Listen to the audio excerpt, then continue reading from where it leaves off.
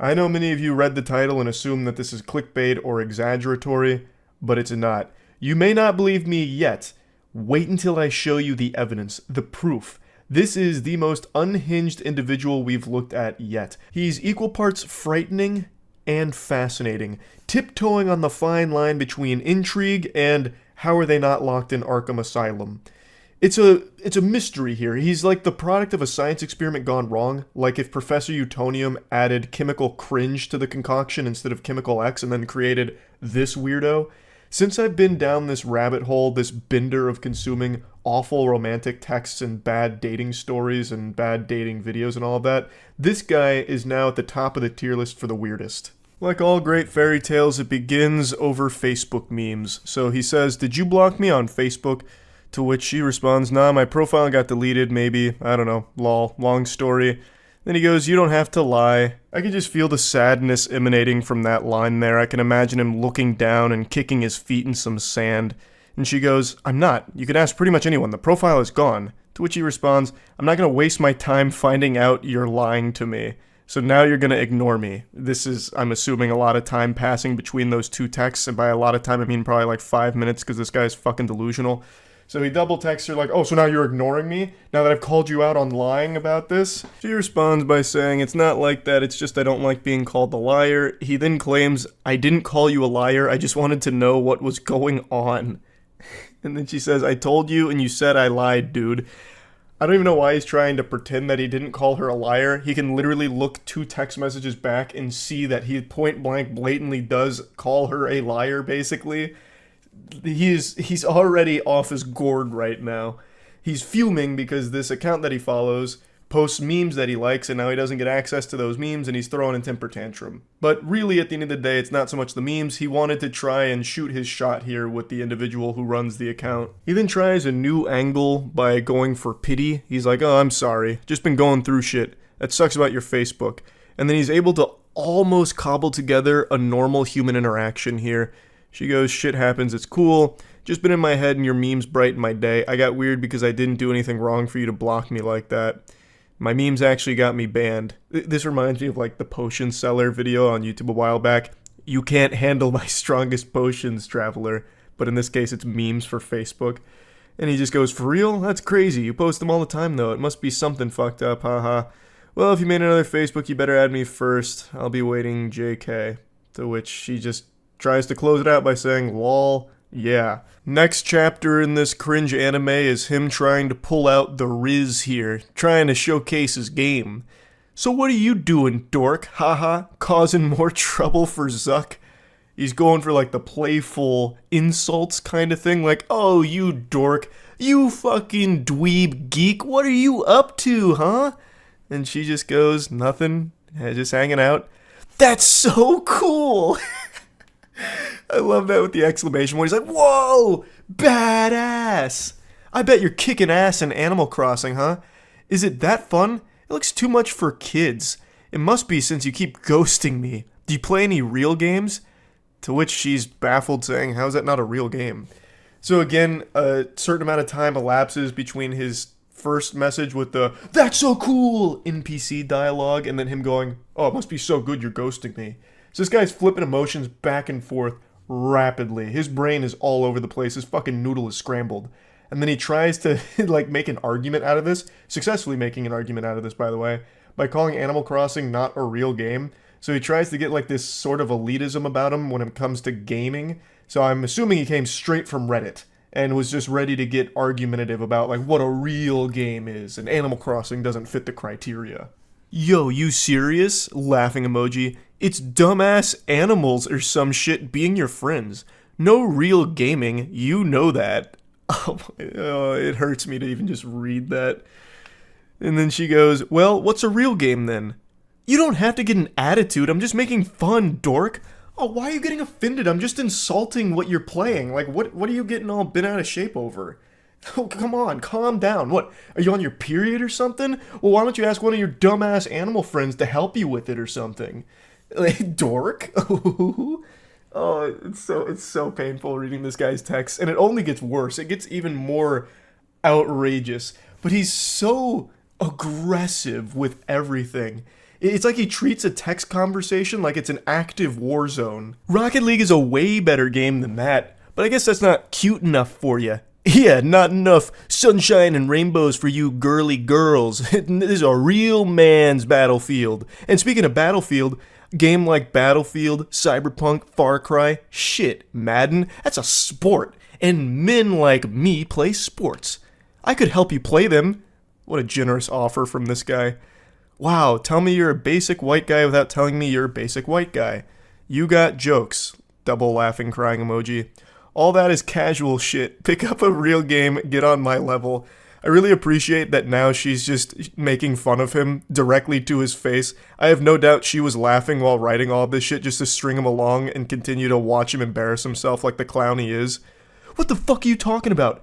I'm playing around, dork. Every game I play is so much more hardcore than what you just said. Witcher, Shin Megami Tensei, fucking Fable even. And that was the straw that broke the camel's back. She started to insult his gaming choice, insinuating he's not playing real games and she's more hardcore. And he does not take kindly to that. Now he gets exceptionally whiny. Why are you being such a bitch? I'm literally trying to have a convo, that's it. And oh brother, it's the worst conversation ever attempted.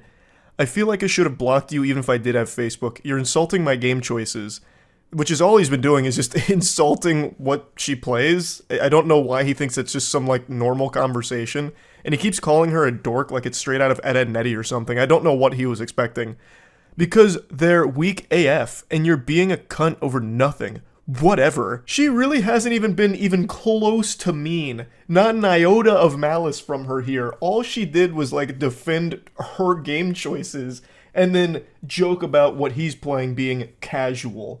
Which it is. Fucking Rocket League, Madden, Battlefield. Like, what are you talking about? It's not like you're some kind of hardcore gamer playing some niche shit. You're playing the most mainstream games ever. Like, it's so silly.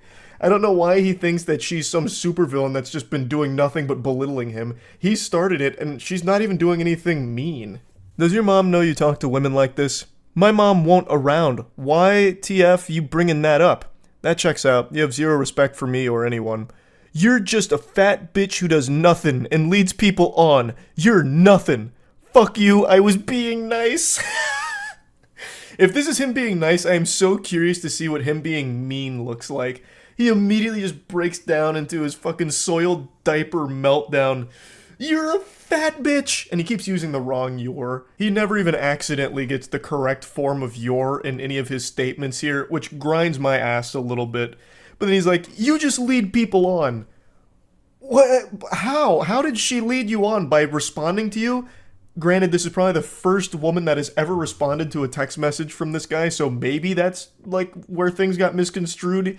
He thought that since she responded to his initial message, she must be interested. This is so baffling, it's making my voice crack. My vocal folds are freaking out, because it's so odd that someone could have a rotted brain like this. No wonder you can't get a boyfriend, bitch. I don't settle for trash like your baby moms. You called me a liar, shit on my games, play even more trash games. At least they gettin' dick, unlike your fugly ass. You have no idea what you do. What does that mean?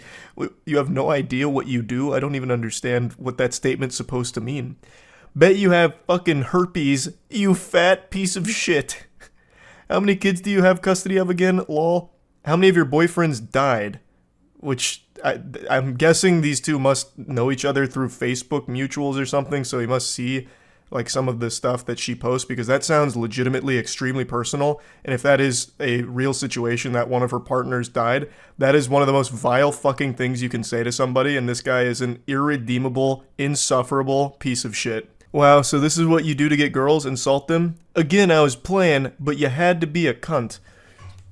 What do you mean you were playing? Your whole thing was just being aggressive from the start by just constantly spamming the word dork while insulting her playing Animal Crossing. She then continues to just take the piss. So she goes, okay, I'm sorry, I've been going through shit too. How are you at Rocket League anyway?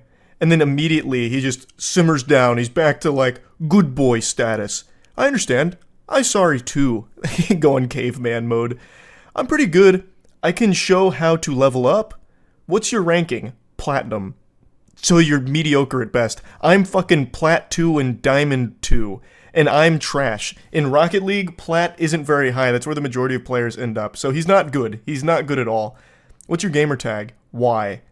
So it also seems like he's lying about this because no sensible person would brag about being Plat in Rocket League. So she's starting to catch him on a bluff where he's puffing out his chest and just lying about his Rocket League rank, which is even more pathetic. I want to see for myself. What console? What's the matter? You don't have an Xbox. I play on Switch. It's on all consoles. So he's starting to sweat a little bit like he's pressed against the wall. My gamer tag? Why? Why? Why do you want to know that? He tries desperately to turn this around into a situation where they can see each other, which sounds like it'd be downright dangerous to be around this guy. Why don't we hang and I can show you? What's your tag? I got trust issues. It's not that big of a deal. I mean, yeah, what is your gamer tag? It shouldn't be an issue, right? You're Plat in Rocket League. You're a big guy, a big man. What's the gamer tag? What do you mean you got trust issues? Again, ignoring that. I'm just curious. It seems like you're lying. I'm not. And then she drops a meme. It smells like bitch in here. Which is just genuinely a normal, silly meme. It's not even like mean. If anything, it's clearly meant to be like a joke. And for some reason, this sets him off in the biggest way yet. A fucking atomic bomb in his brain here. And he unleashes the Godzilla heat breath. Cunt. Fuck you, fat piece of shit. You have no idea who you mess with. Go die. Everyone at Dress hates you and thinks you're a slut. I thought differently, wanted to give you a chance. I thought you were a nice girl and want to be your friend. I'm sure this was the best way you can do it. By the way, I have a fresh meme. Taking care of my kids, lying to women about my Rocket League rank. So she's just dropping some memes on him at this point here, just adding insult to injury. To which he responds, just kill yourself already.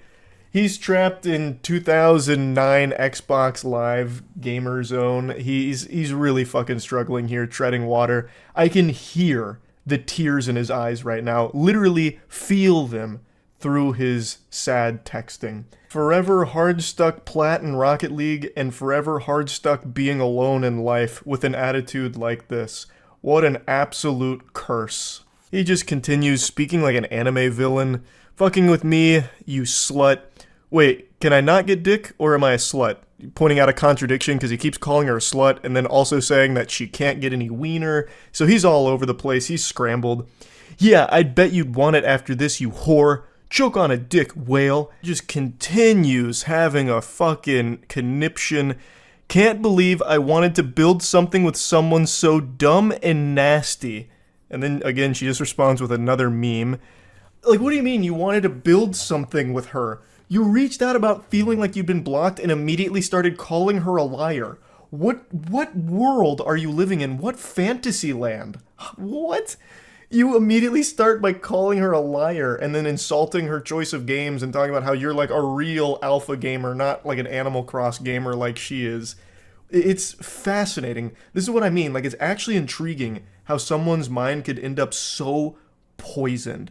Like, it is hard for me to comprehend it. Like, I don't get it. He is so all over the place. Like, he starts by getting really mean and aggressive, insulting her games and all of that, you know, then gets really personal, and then she's able to de-aggro him by talking about his Rocket League rank, which it calms him down, feeds him a warm bottle of milk. And then the second she drops a meme making a joke, again, he explodes once more.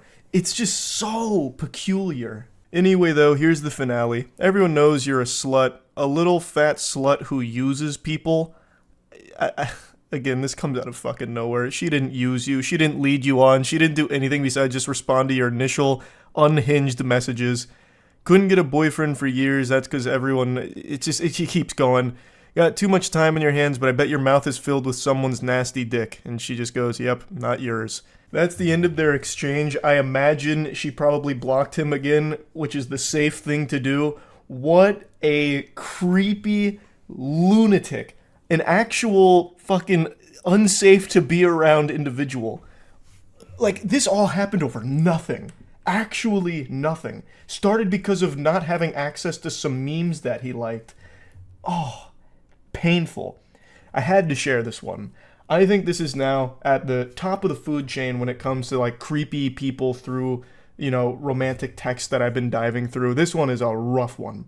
So yeah, that's really about it. See ya.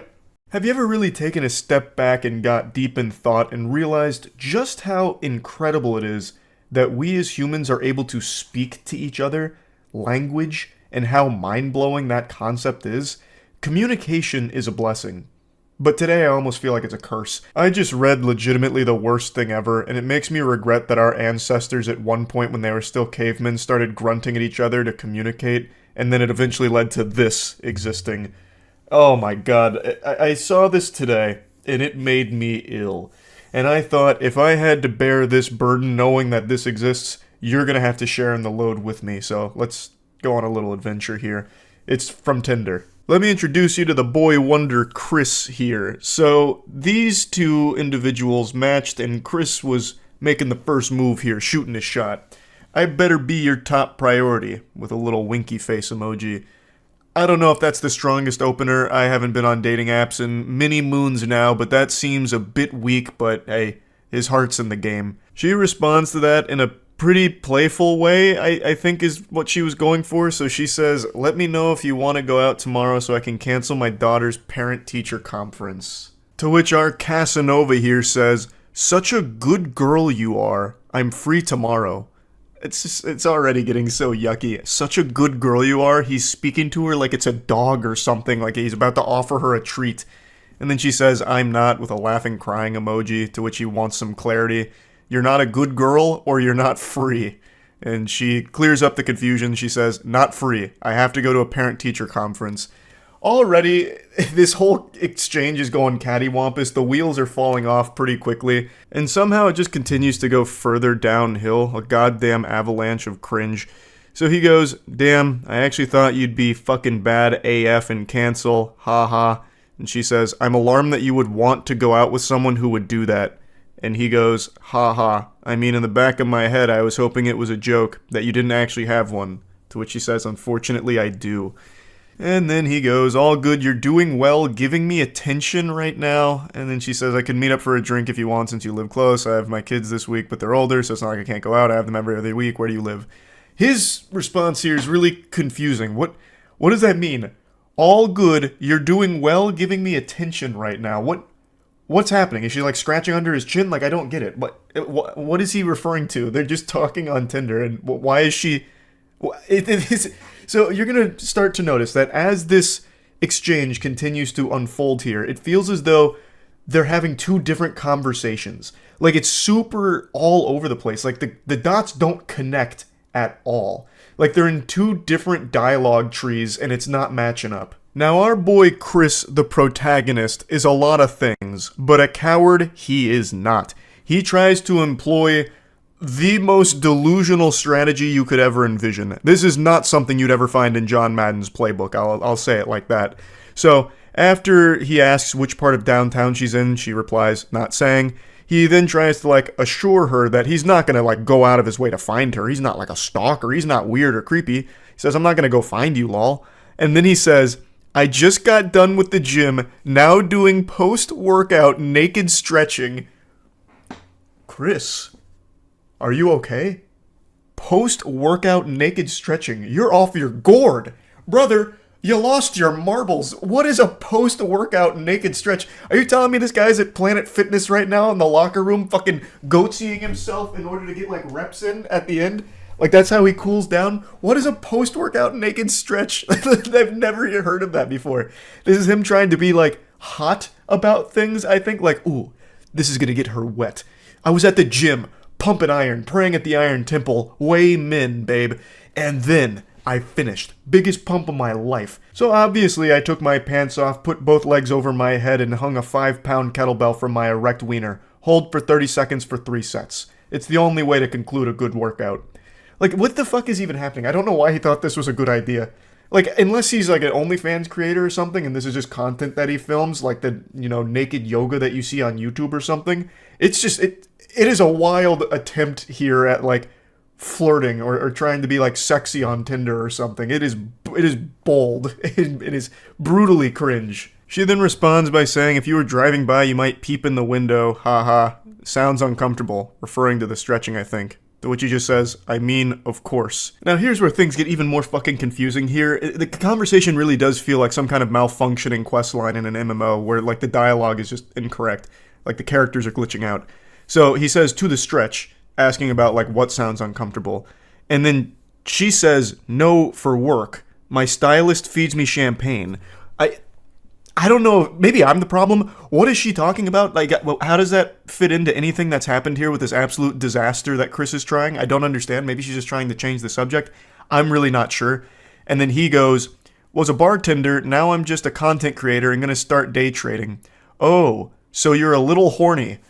What is happening?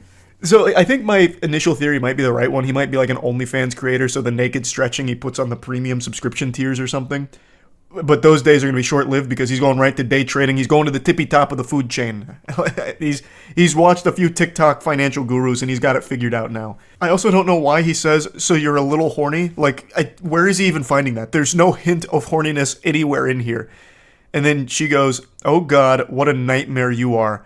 Got some crypto, do you? So the red flags are abundant here. She's starting to notice there's some holes in this ship, and it is sinking. This is fucking going disastrous, catastrophic. And he goes, ew, no, I'm not a corporate bro. I'm a film person. I mean, okay. To which she also just says, okay. And he goes, good girl. What in tarnation is happening? It's like, this is like when you used to try to talk to Cleverbot back in like 2010. It's nonsensical. Chris's mind is an enigma. It is a confusing, perplexing hellscape of ideas, and communication is not. It's frying my brain just trying to process it. His inability to communicate effectively is impressive. It's alarming. Next he says, I just want to get away from bartending before I hit someone, lol, to which he says, yeah, nobody wants to hit content creators and day traders, obviously making a joke about it. He then goes, nah, or tap. But at least I'm tall and handsome, one saving grace. So he's trying to hype himself up, give himself some gas here, which falls extremely flat. The tank is run empty. She just goes, if you say so. And then he tries to save it by saying, a focus group told me, wasn't my say. His attempt at being playful, like, oh, I would never say this about myself. It's what everybody else says. I'm tired of hearing it, actually, about how fucking tall and handsome I am. And then she says, I like short guys. He goes, how short? And she says 5'7" to 5'10". And this is where it got personal for me. A dagger to my heart. She likes short guys and then lists guys taller than me. So I am freakishly short in her eyes. That's fucked up. 5'6" is fine. 5'6" is a beautiful, perfect height. Damn it. His response to all this is another head scratcher. He goes, well, I'm too tall to ride you then, even though I prefer shorter women. She says, well, I'm sure I'm too non-gym oriented for you. He says, you look like a gym exercise, to be honest. Like, yeah, you look like a good barbell curl. You look like a lat pull-down machine, babe. Yeah, fuck yeah. Nailed that. A wonderful line from him, really. I walk my dog slowly around the block twice a day. He says, I'll be the dog. This guy is so horny. This guy is criminally horny. Like, his arousal should be studied because it is on a whole different level, a whole different dimension. Everything he is reading is making him hornier, and he's saying goofier and creepier things each and every time. She goes, no offense, but you might be the fuckboyest fuckboy I've ever talked to on Tinder.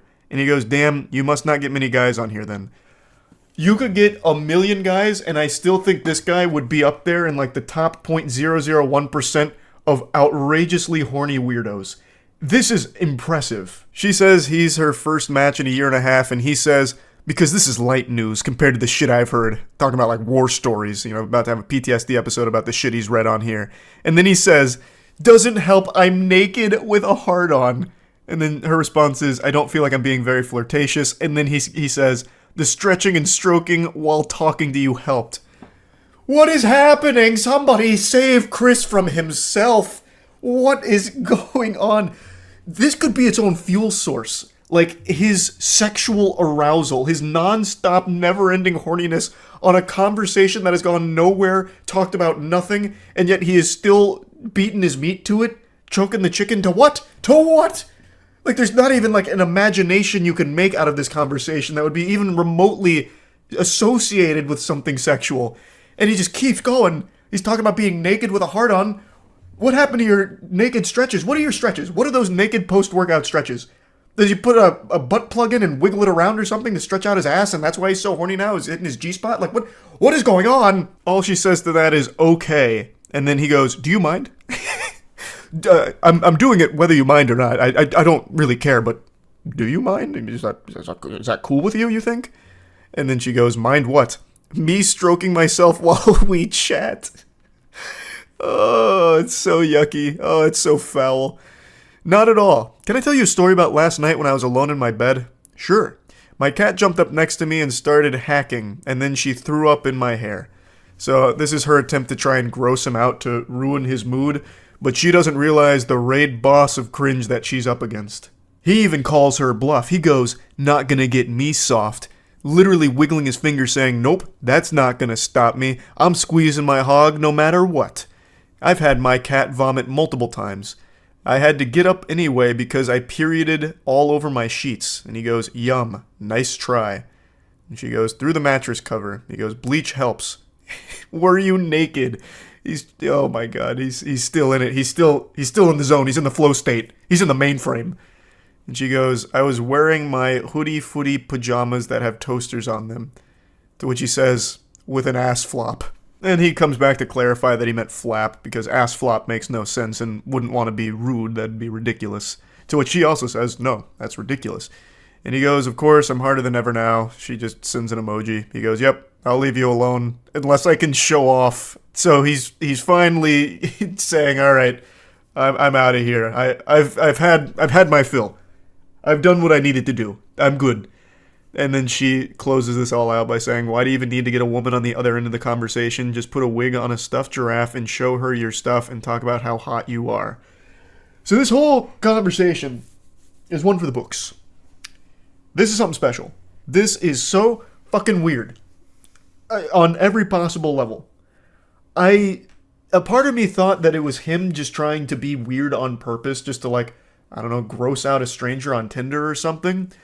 But the more I read about it, and read it itself, the sacred text here, the more I'm convinced that this guy is just an actual fucking freak. Like, just an actual lunatic. So yeah, I just had to share this. That's about it. So yeah. I've never had a threesome, and I've never had an experience where I read something so cringe that it made my tummy upset. One of these two things is about to change today, and I don't think it's the threesome.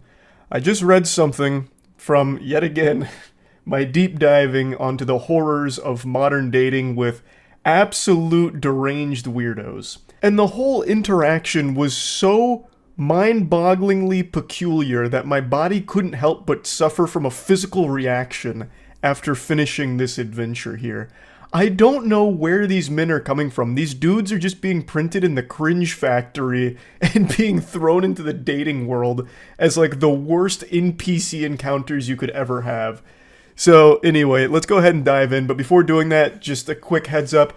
The Moist Global Retro Basketball line is still available right now. This is the best assortment of merch the internet's ever seen, so you can go to moistglobal.com right now and pick something up. Links in the description. I just read some of the backstory she was posting about this situation in the comments, and it's actually pretty sad. Apparently these two had been dating for about 3 years. It was a horrible situation all around, and a couple months ago she left and took the kids, but this is the most recent interaction between the two of them. She 100% made the right move in leaving. This guy seems like a fucking menace. But anyway, it begins innocently enough. That's good, just working away with 3 exclamation points, so he's having a jolly old day at work.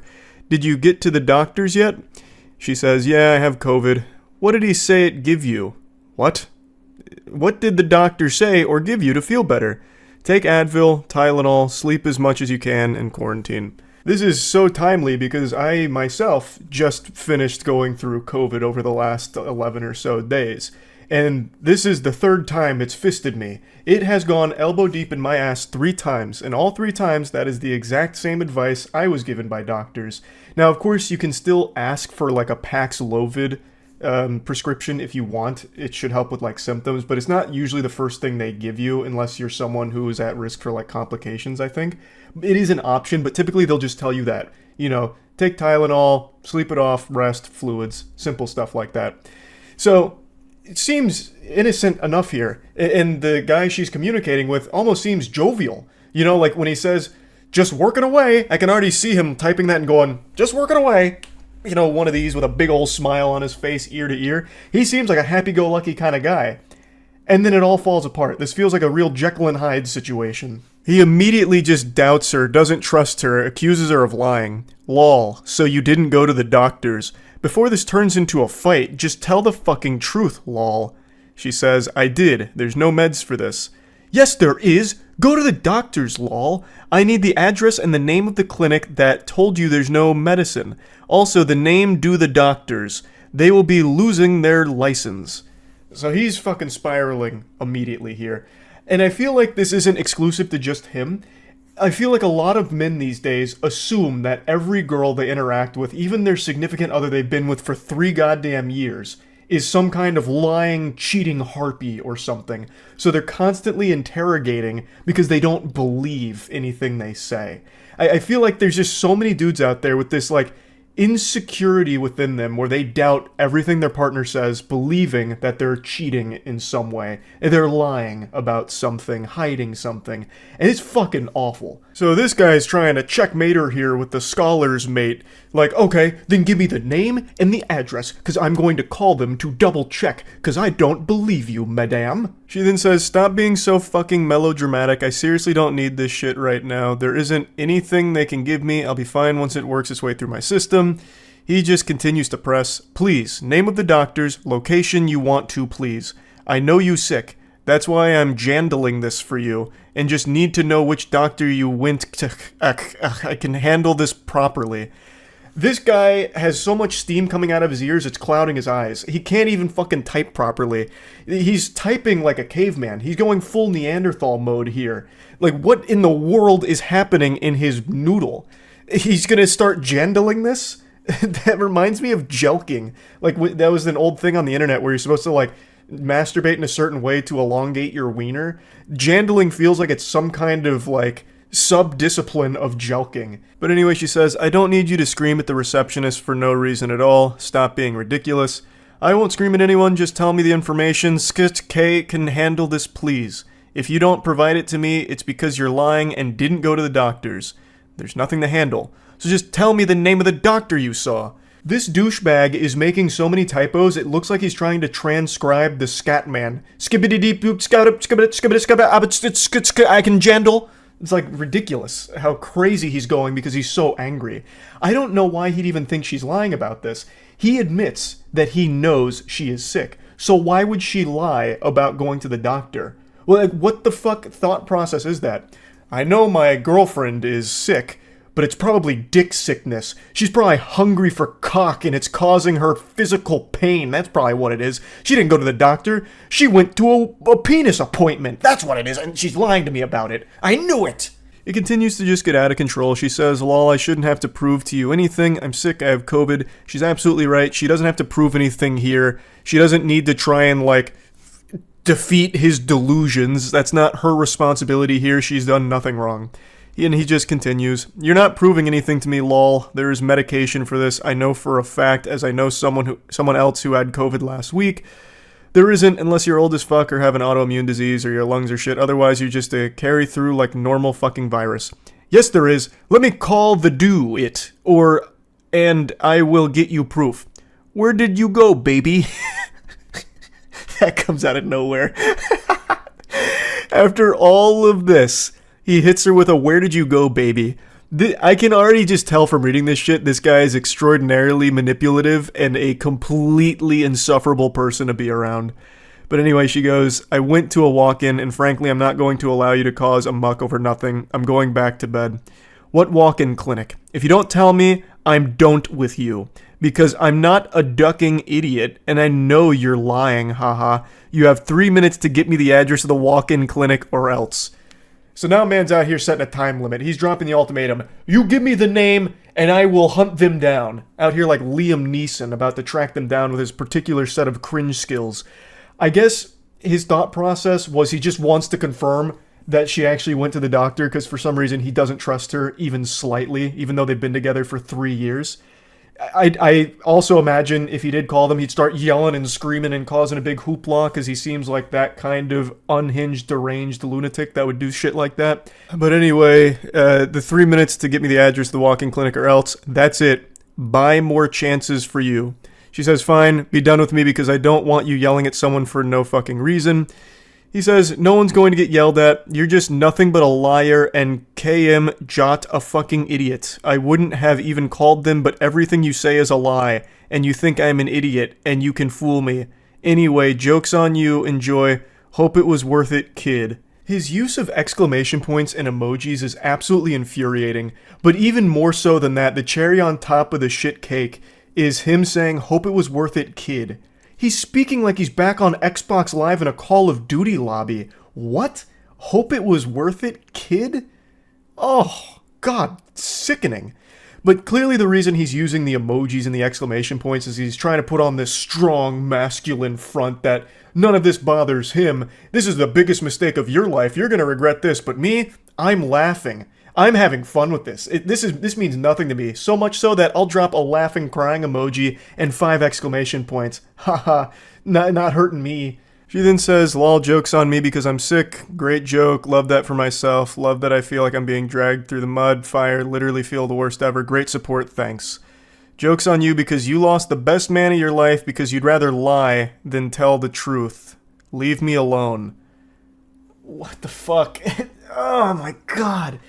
It's just so painful reading this. It's so fucking sad reading this, knowing that not only have they been together for 3 years, but I guess also have kids. Like, and speaking of the kids, his final message to her is this. You got it, Buster. Have fun being a homeless narcissist liar that no one loves, not even their children. He just dropped a cold Buster here at the end, and then told her that she is a homeless narcissist that not even her children love. What kind of delusional, evil shit is this? He's calling someone a narcissist. That's unbelievable. Pfft. And then to say that not even their children love her? What? I don't know how you go from like, oh, where'd you go, baby? You know, like, obviously, like, in love kind of thing, to immediately, like, no one loves you, everyone hates you, I'm the best man that has ever existed in this entire fucking history of our species, and you just blew it with me. This is your fault. You're unlovable. You're a liar. Your children don't love you. You're a narcissist. Like, it's just crazy how quickly someone can become this. It's so fucking sad. She definitely made the right call leaving this guy. I'm, of course, no, relationship counselor or guru or anything, but very clearly, this is an unhealthy person to be around. This guy super sucks. This guy is a turbo fucking loser. And according to her comments, this was only like the tip of the iceberg. She actually called this interaction mild. So I can only imagine how awful of a person this piece of shit is. She definitely made the right call. And to think all of this happened because she got COVID and went to the doctor, and that was enough to set this guy off. That's terrible. That's horrible. But yeah, like I said, I have been deep on like the modern dating scene, travesty, seeing like what all's been going on and being posted by people online. I just find it all so interesting. So I can't help but talk about some of these that really get crazy. So yeah, that's really about it. So yeah. We're entering into an age where people just don't know how to socialize. It's just this inability to appropriately communicate with one another in a healthy way, and it's led to a lot of confusion and, frankly, a lot of unhinged weirdos in the dating scene, it would appear. I have become way too invested in reading these horror stories from people that were romantically interested in one another or even went on dates, and then all of a sudden things go tits up over nothing because people are just disconnected from reality and perpetually on edge, it would seem. Like, I am so deep into this rabbit hole. I understand how pathetic that is on my part, but I can't help it. It's just so fascinating. Like, it seems like you'd have better luck finding your soulmate in one of my streams, like by just communicating with someone in the chat. Like, you probably would meet a more compatible match in solo queue League of Legends than you would on a dating app right now. The people in fucking solo queue League are more mentally stable, less hostile, and less weird than the people I'm seeing that are meeting on like Tinder and Bumble and all that. Today, this post kind of popped off on Reddit. I fully recognize a lot of these can be a bunch of, horseradish, but I like to suspend disbelief anyway. Plus, it's a weird thing to fake because you don't get anything out of it besides Reddit karma, I suppose, which is the most useless currency since Monopoly money. So anyway, the story is this girl's friend was going on a date with a gentleman that she had met online who seemed really cool. They agreed to meet at this restaurant, and that's where the story begins. So she says, "I'm on my way," to which our gentle sir tips his fedora and says, "K," which already feels a little hostile to me. This is their first date. I feel like you can't just be dropping a K like that. It just seems a little aggressive, but maybe I'm reading into it too deep since I already know how the story plays out. She says, "Are you there yet?" "No, I'm going to be a little bit late." "No worries, I'm here. I'll be in the far right corner." He finally arrives. Our protagonist makes it to the scene. He kicks open the doors. He says, "I'm here. I don't see you." To which she describes her location. "I'm next to the big plant in the back to the right when you first walk in." So she's providing him with directions, coordinates, so that way he can go walk over and they can begin their date. But the date never really begins because you see, something has already gone awry, even upon first walking into the establishment. He drops this bomb on her. He says, "Piss off," out of nowhere. Actually, from out of left field, the curveball, which catches her off guard. She goes, "I'm sorry? I'm really confused right now." As most people would be, because he hasn't sat down at the table, she hasn't even seen him yet, and he's angry about something, fuming, furious, steaming. Well, what went wrong? Let's start to speculate a couple of things. Perhaps this is an Ed, Edd n Eddy situation when Ed gets the rock in his shoe and it just puts him in a bad mood. Maybe he believes that he's been catfished. He might have seen her from a distance and it wasn't the same girl that he thought he was communicating with. Perhaps. But what if I told you the reality is something none of you would possibly guess? It's actually super easy to improve your social skills and increase your odds of getting laid. All you need is to shop at moistglobal.com and get the new retro basketball line. It's that simple. An incredible assortment of beautiful items available right now at moistglobal.com. Go ahead and get yourself something. Who doesn't love retro basketball gear? We tried to stay as true to all the material and all the designs of the classic basketball stuff that we all grew up with, so hopefully you enjoy it. moistglobal.com, the link's in the description. His rampage continues and he explains himself. "I'm not gonna waste my time on some unfaithful whore. Couldn't even wait until after the first date to flirt with someone else. Every woman is a cheating bitch, I swear. All you want is attention." So this man's fighting ghosts right now. I guess he might have fallen asleep when he got to the restaurant. Like maybe he has narcolepsy and he dozed off for a moment and had a bad dream where his date's making out with other dudes right in front of him while giving him the finger and saying, "Fuck you, bozo, nerd loser. I'm with the Chads now. Get out of town. Scram." I don't know what exactly he thought he saw when he got there. But he goes on this, attack right now about how she's an unfaithful whore, even though she has done nothing but just sit at a restaurant waiting for him. And she's as confused as anyone. She goes, "I don't know what you're talking about. I haven't flirted with anyone since we started talking. I don't know where you got this idea from. Could you tell me what made you think I was talking to other guys?" He then explains himself. "Don't act all innocent. I saw you chatting it up with some Asian dude while you were waiting for me. You're a fucking bitch. I can't believe I trusted you. You're not even pretty anyways. I just wanted to give the ugly girl a chance. Or ugly they or whatever you are. Slut." So he's going fucking freaky mode right now. This guy is off his gourd at the moment. Also goes with the classic, "You're not even hot anyway. I was doing you a favor by letting you be seen with me, the nice guy, the Giga Chad Alpha. Fuck! And I can't believe you've done this." Like, just the standard, immediately, like, talking about, you're actually ugly, I was never interested anyway, I was just giving the ugly girl a chance because it was a good deed to get me into heaven. That's all. I was trying to do what I thought the Lord wanted me to do. And you did this to me, you betrayed me like this? Shame on you. I was the angel. Which we've seen a million times, that's nothing new. This guy is clearly looking like a big old piece of shit here. So, then the truth of the situation comes out. The only guy I talked to was the waiter. I wasn't flirting with anyone. He was asking me if I wanted to order, and I said I was waiting for you. This goober saw her talking to the waiter and assumed she must be trying to fuck him. Because that's all women want to do. Anytime they communicate with a male, they're just trying to slobber on that meat. It's disgusting. I can't believe you would do this, harlot. I saw you talking to that man. The waiter. That's what this is all over. That's what caused him to have this massive meltdown, tears in eyes, fucking whiny temper tantrum fucking blow up. Because she talked to the waiter who was asking if she wanted to order. That's so crazy.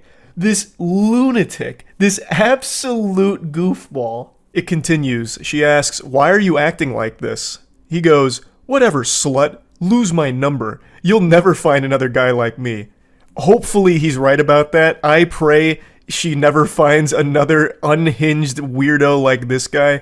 That would be for the best. Hopefully nobody ever finds this guy or anyone like him. That is just a curse I wouldn't wish upon my worst enemy. Ruined your chance with the best dick you had ever had. I bet that Asian guy is small. God, this guy is an insufferable piece of shit. Good lord. What a vile person to say shit like this. Have fun never feeling real pleasure. Don't message me again. He'll leave your fat ass and you'll come running back to me. So he's diving deep into delusion now. The waiter of this restaurant just saved this lady a long time of agony. Because let's imagine these two actually did go on a successful date. Prior to this, apparently this guy and this girl had hit it off in a big way online. This was their first date. Let's assume that this date happened without any hiccups. She would have never seen this side of him until it was probably too late when they were already in a relationship, and it would have led to a lot worse of a situation for her. So the fact that this happened on day one, well, even before day one, this is like day zero because he never even sat down at the table for the date. The fact that it happened then is for the best. It saved her a long time worth of trouble. So the waiter in this story, actually a hero. Hats off to that guy. What's that expression? It's from Futurama. When you do something right, people won't be sure you've done anything at all. Like, that's exactly what happened here. Dude's just doing his job and ended up saving her so much trouble down the line. But yeah, anyway, so she talked to the waiter about her order. This guy blows a gasket, has this huge meltdown about it, shows his true colors, and then continues to just go on and on and on in these text messages with her. But girls like you like being used. All women just like bad guys, so they cheat when they meet a chill, nice guy. Whatever, I never liked your flat ass anyway. Don't leave me on red, you bitch. You just told her to lose your number, and now you're getting upset that she's not responding? Like, he's all over the place. He says that she has a fat ass and then says it's a flat ass. This guy's walking between worlds right now. He's caught in dimensions. His brain is completely scrambled. All because he saw his date talking to the fucking waiter. That is so crazy. That is crazy. And then still has the gall to say that he is a chill, nice guy. Chef's kiss. That is right on the nose. Everyone that self-identifies as a nice guy always turns out to be like this. Like 100% of the time. It's crazy.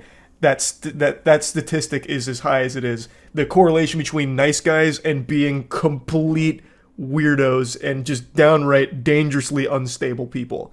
It just, I don't know, I can't believe that it continues to be proven true time and time again. But yeah, anyway, I just had to showcase this one because I was giggling about it for quite some time. Like I said, I am in so deep on these horror stories of romance in the dating world, I couldn't help but at least share one here. That's about it. So yeah. Last night I had a little trouble falling asleep. I think what I needed was a good bedtime story. So I turned to Reddit, just cruising around, perusing, see if I could find anything that'd give me the yawns and help me go night-night. But I found something extraordinary. something so stimulating, I stopped any attempt at going to sleep, and I just sat there bewildered by what I had just read. For at least 40 minutes, I just sat in silence, truly stunned, like a child who had just watched his first episode of Chris Angel's Mind Freak. My brain was blown out my ass. I couldn't imagine a world where this was real, but all of the evidence pointed to it being a genuinely true story. I did eventually hit the hay, and now, a full 9 hours later, I'm still thinking about this, so I figured, why not share it with all of you? Perhaps this will have a profound effect on your life, or maybe it'll do something to help motivate you to not be like the guy in this story.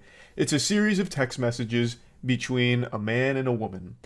And that's all I'll tell you for now. I don't want to get in any spoilers. I want you to come into this as unsuspecting as possible. Let's dive in. Previously on Dragon Ball Z, the two people in this text conversation were close friends for about 9 years. The Reddit poster is the woman in this story, and her male friend here had recently professed his love for her in a pretty creepy way.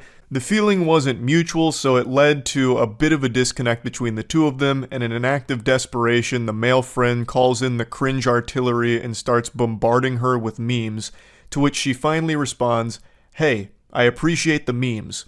Real quick, I'd like to come in here with a PSA. I recognize that in the current climate of things, there's a lot of people that have lived their entire lives online without any actual social interaction, so I want this to be a teachable moment. Don't send memes as some kind of last-ditch Hail Mary.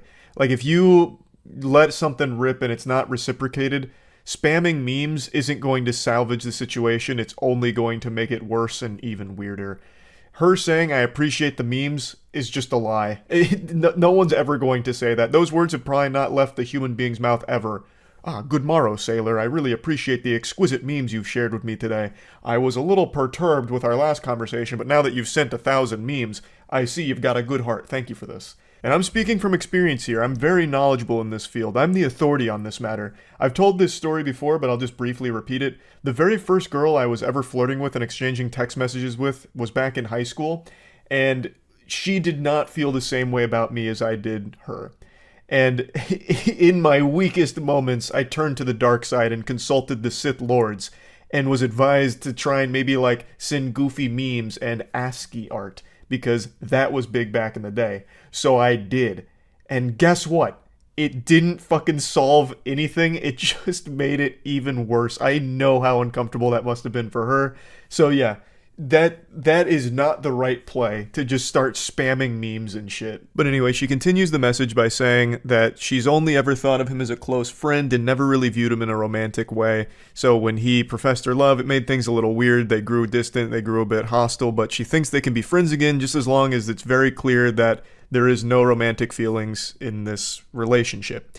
She's just laying down the brass tacks and making things very clear, to which he responds, "I certainly had my head on backwards, but as my friend, I really think you're fucking adorable, and every trip I've ever taken with you is so fucking precious. I've heard of a Japanese word called shibumi, and it's basically authority without dominance.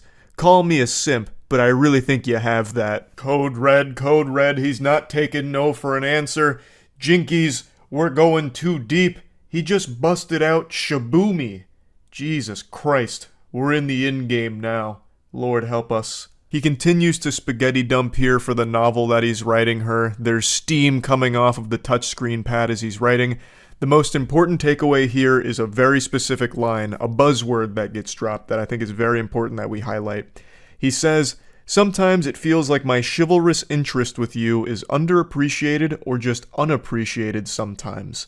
The reason I point that out is because I'm pretty confident that the word chivalry is used exclusively by creeps. I don't think there's been a documented case of a normal person saying chivalry, especially not in this context. It's just like an immediate red flag word to drop, especially when saying that my chivalrous interest is underappreciated, it's not valued enough. It's just some certified weirdo Redditor energy. Like tip in the hat, m'lady. It's no problem, you're welcome for holding the door open for you. Chivalry isn't dead, am I right? I'm the perfect example. No, of course, I'm just kidding. I jest. Chivalry can't die, because to die, it would imply that it was ever alive in the first place. Only a living thing can experience death, and chivalry is not a living thing. It's an idea, more of a social code, per se. He continues on, and then eventually tells her that she should like one of them so he doesn't feel crazy, to which she says, "You're not crazy, I just need some time to think." Which I think is a perfectly reasonable response to all of this, but he gives her no time to think and immediately just comes back to, please, let me find favor in your eyes. I'm assuming he heard that in some kind of like indie song at some point, so he tried to throw that in here to see if it'd work. So he's going full-blown Robert Frost now, even then drops a picture saying, "Daydream with me," and it's like the sun rising. So it's getting very emotional in here. I'm going to skip ahead a little bit because it's him once again just begging for any kind of reciprocation, to which she just keeps saying she just needs some time to process all of this. But he's extremely impatient. His foot is fully on the gas and there's no turning back now. He is full throttle invested in all of this. He's using every possible cliche line imaginable, but he's not finding any favor in her eyes. It just keeps going. "You're valid. Never really heard the extent of why I'm your friend." So now he's like interrogating her. "Why am I your buddy? Why am I your pal, huh? Tell me. I could tell you all day why you're my friend. Your voice is fucking music. I think you're brilliant. Just a brilliant person to be around. Really wish I could hug you. Fuck. This hurts." And again, she reiterates, "I need time to think. I will reach out when I'm ready." And now we've finally gotten past the introduction here and we're entering the climax. Welcome to the wacky zone. He once again gives her no time to like reach out or process any of this. He reaches out pretty soon after everything, only a couple of days, and says, "So like, is there any chance as your friend I could send you something explicit?" She says, "What do you mean?" And then he goes, "NSFW," which I'm sure all of you know what that means, but I'll break it down anyway. Not safe for work. Of course, she wasn't expecting this curveball, so she says, "Are you trying to make a joke right now?" And then he goes, "No, kind of a gamble." I will say this is a historic moment. You are witnessing the worst gamble in history. Congratulations, we all got to be a part of this. This is, by far, the absolute worst possible fucking gamble you could ever make. This is like betting 100% of your life savings on me getting taller. Like, what the fuck are you, like, I don't understand how you think an out-of-nowhere nudie is going to somehow win her over and, like, somehow solve all of these problems. I just can't even understand that mindset, really. It just doesn't compute. Like, okay, I tried all the lovey-dovey, really mushy-gushy stuff with the favor in your eyes, your voice is like magic or music. It didn't work. So let's try something a little more primal. Wiener. What about penis? Eureka! This might be the answer. Let's try it. She's once again just trying to make sure she fully understands the lunacy going on here, so she says, "Are you asking me if you can send me something sexually explicit? Respectfully." What a gentleman. A fedora tip to you, my gentle sir. That is sophisticated. Very respectful. "Milady, doth thou wish to gaze upon my meat?" And then he sends her a dick pic with his pinky out while holding it. An incredibly interesting play here, as if somehow his cock was going to hypnotize her and make her fall in love with him. So she eventually responds by pointing out how weird this whole interaction has become. She still only ever viewed them as friends and will only ever view him as a friend, and that she's very disappointed that he can't even respect that she wants some time to herself to process this entire weird interaction. She also drops a bombshell at the end by mentioning that she's currently in a relationship, so that was a big plot twist. This goober is doing all of this to a girl who is not interested and also in a relationship. The odds couldn't be more against him. Now, she used a word at the end that's about to change the entire course of this interaction. She said, "It sucked when you went all incel on me towards the end." That word, I had a big voice crack there, that's how powerful that word is. That one word ruffled this guy's feathers so much. You're about to see a full-blown ballistic breakdown from it. I respect that. Also, if I'm an incel, you're toxic, so let's not name call. She's toxic because she doesn't want to fuck him. Why is that even in your argument, that I can't get someone? I can. You choose not to. That's fair, but you didn't get to call me an incel because you decline. You go out of your way to say it. Why is that? Label me as anything else like for real. It's foolish for you to argue something like that. She gets taken off guard here, saying like, hey, whoa, pump the brakes, Buster. I didn't mean to offend you. She says, I never said you couldn't get someone. What do you mean? She never said that. Like, he is now just projecting some insecurities and reading between the lines on shit that doesn't exist. She just said his behavior was that of like an incel or something. And he keeps going. You should know I'm anything but a little dick incel, so out of here with that shit. Again, she never even pointed out your penis or anything. She didn't call it small. Like, where is this coming from? He's fighting ghosts. I'm not even gonna pretend that's valid. You're with a fucking beta cuck to begin with. Maybe that's your type and maybe that's why we aren't together. Have fun with that. The mask has come off. He is unchained, unhinged, and unhappy. Your boyfriend's a beta cuck loser. That's the only reason you and I aren't together, because that's what you're into, beta cucks. You couldn't handle an alpha male testosterone titan like me, a real man who cries while he texts. She then goes on to say, like, look, if you find me to be toxic and all of this awful stuff, like, okay, then, you know, you shouldn't be upset that we're not close anymore. And to this big message, he just responds by saying, I'll see you in hell. And then she says r/nice guys, which this very much is an r/nice guys moment. You know, keep in mind, this is still, like, only a couple days after the whole poetic, allow me to find favor in your eyes, miss. Your voice is music, sweet music. And now it's, what an excellent take on a 7-year waste of my fucking time. To which she responds, so you're just waiting around until I'd eventually date you? That's on you, man. She's absolutely right. That is entirely on you. This dude played the long game, almost an entire decade of pretending to be her friend in the hopes that eventually you'll get to fuck her. I guess was the plan. That is a long commitment to a deep cover operation to stay in disguise, faking friendship, hoping that eventually you'll be able to have sex with her. Then he says, how was I supposed to know you're only interested in half men? I've never even seen that term used before. This guy's pulling all kinds of Insano-style phrases out of his ass now. I spent 7 years just waiting for you to notice the difference, but I guess I bet on the wrong fucking horse. This goober spent 7 years pretending to be her friend, hoping that somehow she'd fall in love with him? This is craziness. This is a longer time spent undercover than Rob Lucci and the gang during the Water 7 arc of One Piece. Like, this is outrageous how long he committed to this ridiculous, diabolical plan. And now he's just full anime villain mode. I'm over you. That's why I asked if you needed a visual definition of the word endowed, because I bet you're never going to get that with the life you choose to live without me. Motherfucker, I grew this dick for you, you ungrateful clod. We have to pause here for a moment. Wow. I grew this dick for you, you ungrateful clod. That is one of the most powerful sentences I've ever had the pleasure of reading. What does that even mean? That's not even possible. How could you have grown your penis for her? Was there no dick there to begin with, and then you just started, like planting the seeds and then taking care of it like summertime gardening? Like, what does that mean, you grew it for her? Is it a laboratory experiment like the Cybermen? Like, I don't understand. It's just such a bafflingly amazing sentence. She's also stunned, saying, I refuse to believe that these messages aren't satire.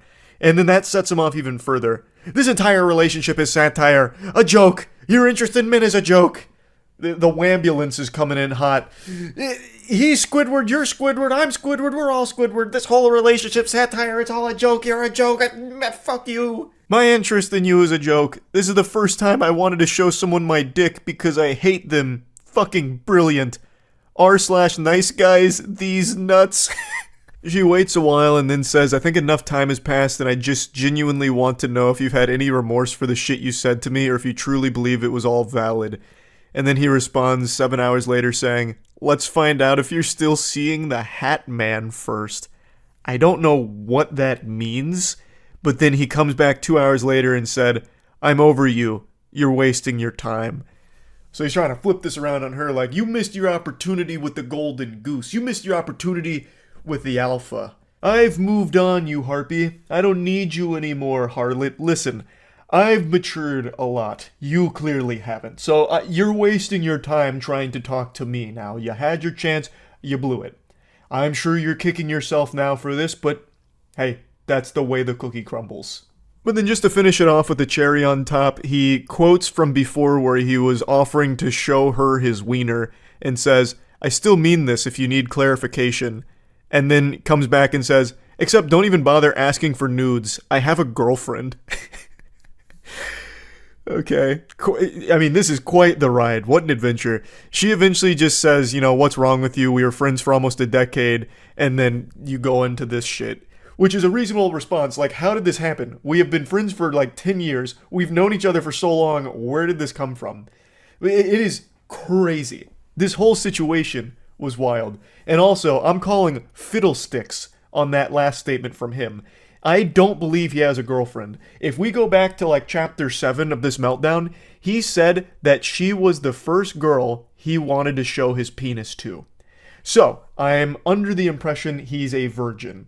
And I don't think enough time has passed between those messages and these that he would not only lose his virginity, but then also have a girlfriend, especially given all of the behavior we're seeing exhibited here. So, I think he lied about that. That was probably just once again some kind of Hail Mary to make her jealous. Like, hey, listen, Toots. Got a girlfriend. Stay off of me. Can't send you nudes anymore. You blew it. Nope, can't do it. Sorry. That's on you. Yeah, you'll regret this for the rest of your life, clearly. Sorry. Have a girlfriend. Even though it's most likely a lie. But yeah, that's all there is to the story here. Overall, I think we can all agree that nice guys really do finish last. It is insulting that these two didn't end up getting married. This guy is a real catch, and it's just a shame to see that it didn't pan out. But yeah, overall, dropping the sarcasm, I actually feel really bad for the woman in this situation here. This is someone who was a close friend to her for a fucking decade, only to then find out that that close friend was actually just a complete piece of shit, loser, degenerate, who was only being her friend, trying to have sex with her down the line. I can't even imagine that kind of betrayal. That must have been fucking awful. But yeah, anyway, I just wanted to share this because I've been thinking about it like all day. So yeah, that's really about it. So yeah, if you've got a full belly, prepare yourself because you might just puke upon seeing and listening to this unbelievable, embarrassing cringe. This is the worst flirting, the worst attempt at wooing a potential romantic interest I have ever seen. This is like playing a visual novel and then scaring away all of your potential love interests at once and getting the worst ending. Now, I'd like to give a bit of context here to the situation before we really dive into the meatballs from our spaghetti entree of cringe. A user on Twitter posted screenshots as well as videos from a random guy who had reached out to her on Facebook because he had seen her on a dating app. The two didn't even match. And I guess he must have assumed that it was some kind of glitch because they were destined to be lovers. It was fate that was pulling them together, but unfortunately technology had a malfunction. So he took matters into his own hands, tracked her down on Facebook, of which she had no connection to the dating app. She didn't connect any of her socials to the dating app, so he did some super sleuthing to find her on Facebook and reach out to her there to try and win her heart. And let's see how that went. Kelsey! I love that intro right there. It's straight out of Scary Movie, like that old commercial. What's up? He's coming at her like they're best friends from way back in the day. He then executes Order 66 and kills all potential for romance. He goes, okay, shit. Mayhaps that was a tad overly enthusiastic for a stranger danger message on a sunny Friday morning. There is so much quirk to the way that he texts that I'm getting uncomfortable. I can say with a high level of confidence that he is definitely in some kind of theater troupe because he is typing like he's acting out some kind of skit for a play. It's a little much here. My bad. Let's go with, I can explain. Fuck yeah, that works. Then drops a couple of emojis and then one of these bad boys. How she didn't immediately fall in love with this man is beyond me. This is aggressive. And it's already creepy because it's a complete stranger who saw her on a dating app and then tracked her down in order to, really directly communicate with her. So, let's go over where things went wrong here. I'll go ahead and get the playbook out like John Madden and say where everything fell apart for the offense. From the start, basically. There is nothing that's even remotely salvageable from what he tried to do here. There is nothing more annoying than texting like you're talking to yourself during the text. Like when you say something like, Kelsey, oh wait, shit, mayhaps that was a tad too far on a stranger danger sunny Friday afternoon. Goodness gracious, how do I save this? Like that is so fucking lame. That is shameful. That is just downright shameful. I am shocked he didn't drop like an asterisk nuzzles you, and then an asterisk, you there? Yeah, and then one of those emojis. So she said, sorry, do I know you? And then it reactivates this cringe protocol. He says, oh hey, no, we don't know each other. Sincere apologies for this subterfuge. Oh brother, this guy stinks. Dropping subterfuge here in your creepy approach to a stranger. If you give me the tiniest bit of room, I'd be happy to explain. I reckon that said explanation will bring laughs and smiles.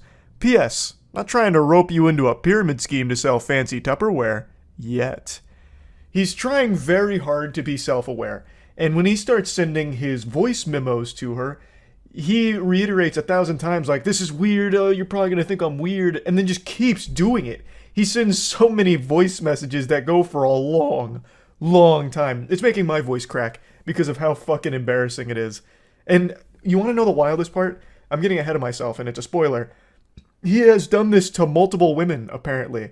Other women have come forward after this tweet and all of this, the receipts here and all that went viral, with other women showing their interactions with him, and he even uses like the exact same lines on other women, which is really odd considering that has to be a 0% success rate.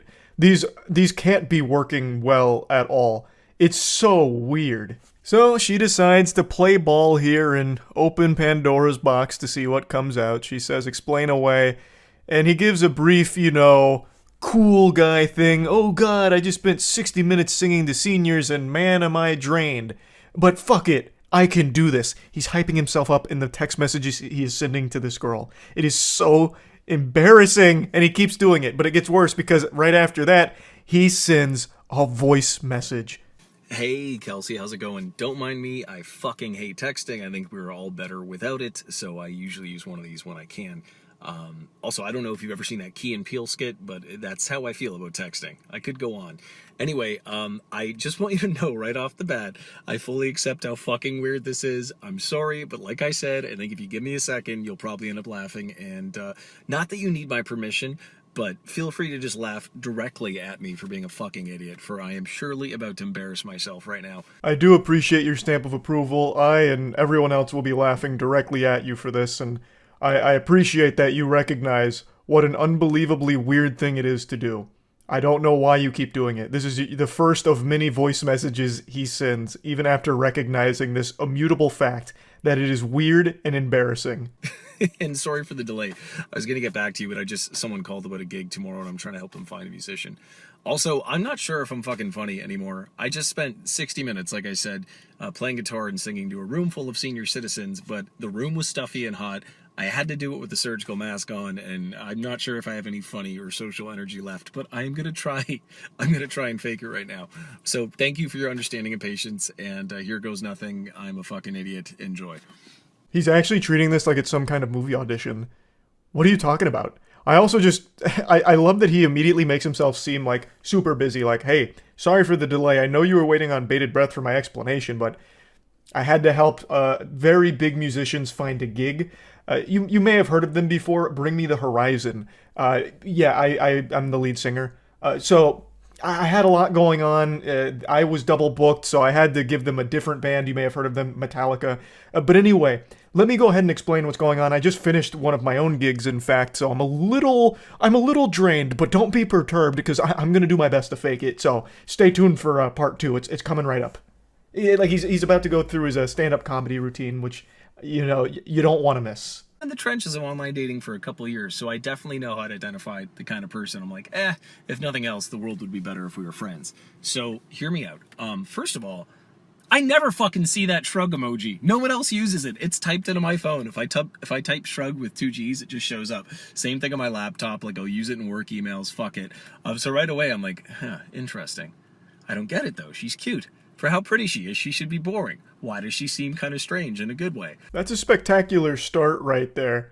I was like, she's kind of pretty, so why isn't she like a fucking lobotomite boring dumbass?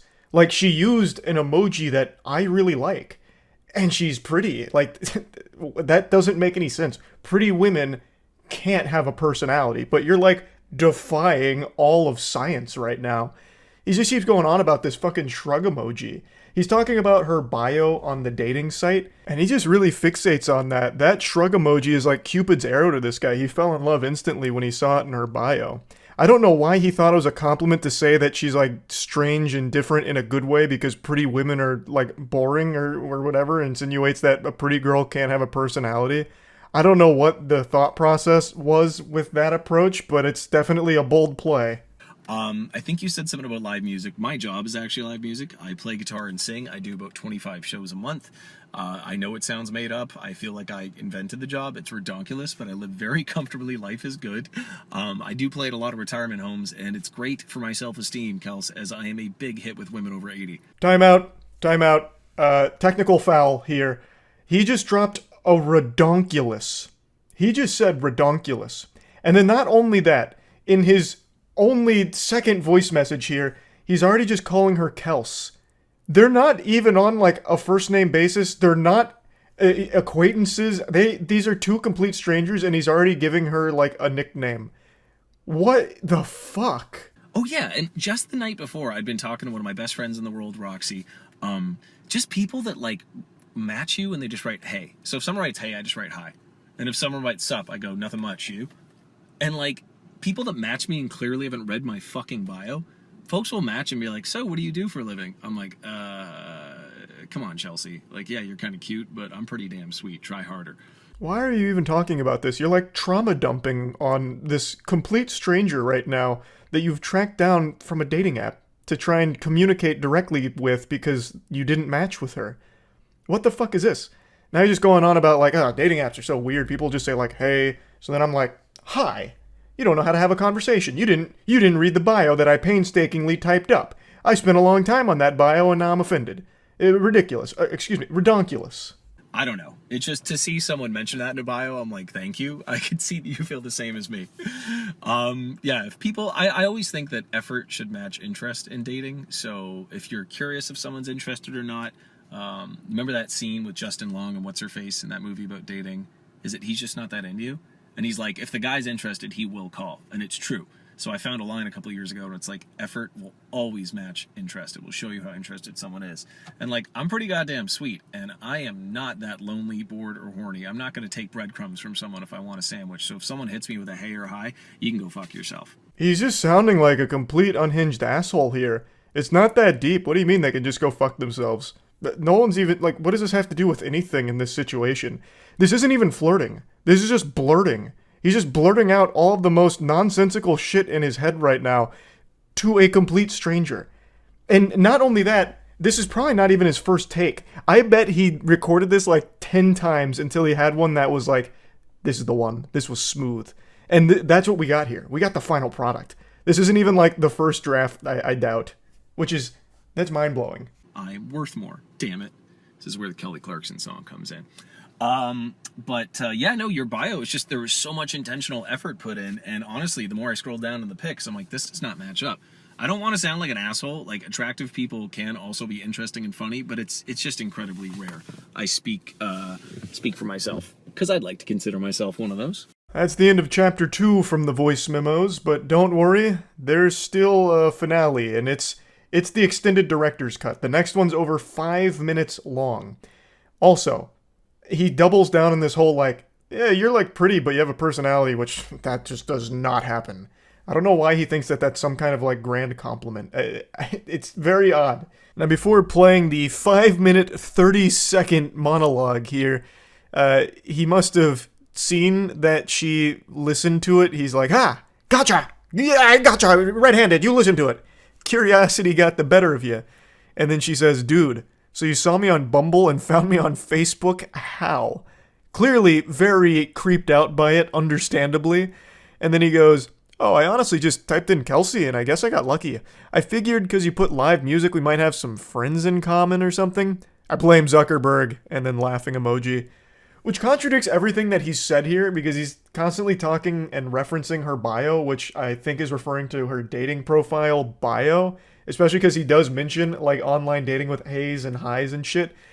So I don't even know why he thought that would somehow save the situation. Like, she'd be fooled by it. For the love of fuck.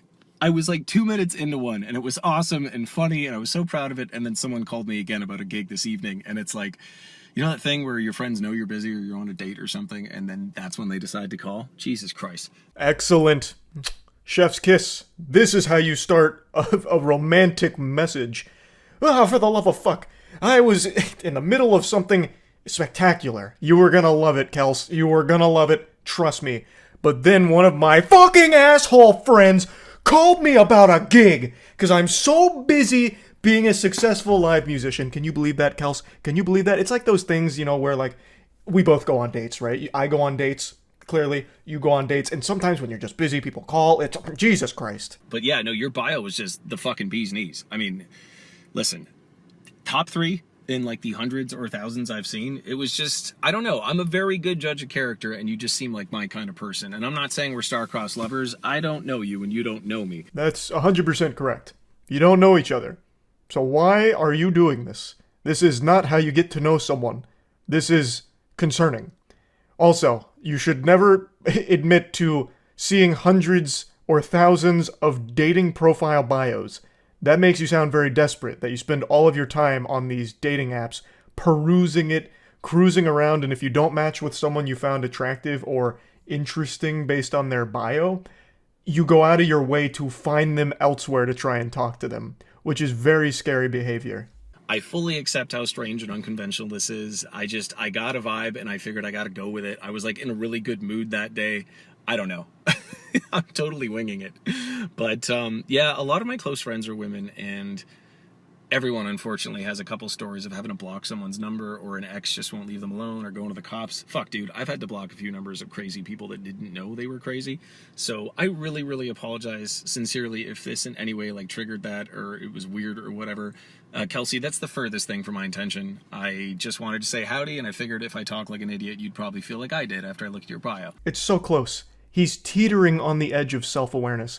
Him saying all of this out loud should have led to this eureka moment where he was overcome with immense shame. And he just presses the eject button and deletes the voice memo and doesn't continue this conversation. Like, he's clearly pointing out just how weird all of this is. He's even going into all of his friends are women who, you know, have stories about having to block crazy people who didn't know they were crazy. Like, case in point, what you're doing here, but you keep trying to, like, make it seem like it's not weird, even though you do keep acknowledging how weird it is.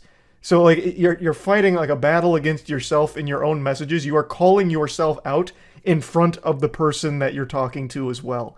It's really weird. Oh, okay. It's not fair. You've seen mine, or sorry, I've seen yours and you have not seen mine. If you want, I will screenshot my Bumble bio. I'm quite proud of it. I think it's pretty fucking good. It represents me well. And what else would I want to know if I was you? Gee, I'm like 6 feet tall, pretty damn handsome. I'd give me like a 7. No, like a 7.5 out of 10 looks wise. I mean, to my knowledge, no one has dated me for my abs or my hair. I'm guessing it's because I'm funny and honest and clearly very humble and go to therapy and emotionally intelligent. It's not a job interview, bro. You don't need to be giving your resume here. Brother, just stop. Please, goodness gracious. 7.5, maybe even an 8. I'm feeling really fucking good lately. I got a tan. I'm up to like 80-second side planks. I hate them, but they're totally worth it for the core. And big feet. So you know what that means, baby doll. Big socks. You're scaring me. You are scaring me. Why would you do that? What? From way downtown here, he's throwing up a crazy jump shot. He immediately goes into, I've got big feet. You know what that means, baby girl. Oh my lord, please. Have mercy. Have mercy. Why? Why? What else? I feel like I didn't tell you enough about the bio too. That shrug emoji was just, if nothing else, the fact that like you look like a Disney princess and you use that, I'm like, fuck it, I gotta talk to her. So, oh, I was definitely getting strong Kirsten Bell vibes too, and she's awesome. I don't know if you listen to her husband's podcast, Armchair Expert with Dax Shepard. I know it's quite the reference, but I have a feeling you might know what that is. One of my favorite episodes, actually, is it Lauren Graham that plays Lorelai? She was on there. Anyway, I am all over the fucking place, as is my job. You're also all over the place in this one-sided conversation. Now you're shouting out podcasts, talking about fucking shrug emoji again. It's hurting me listening to this. Let this be a lesson to everyone out there watching this. Just don't do anything even remotely like this. Never engage in a one-sided conversation where you have to be the one filling in blanks in a conversation that doesn't really exist. But I'm sitting here, a middle-aged guy in his car with the AC on and a SpongeBob shirt, and I would call this like the technological version of, you know, when like Noah stops Allie in the Notebook and he's like, I had to talk to you when I see something I want.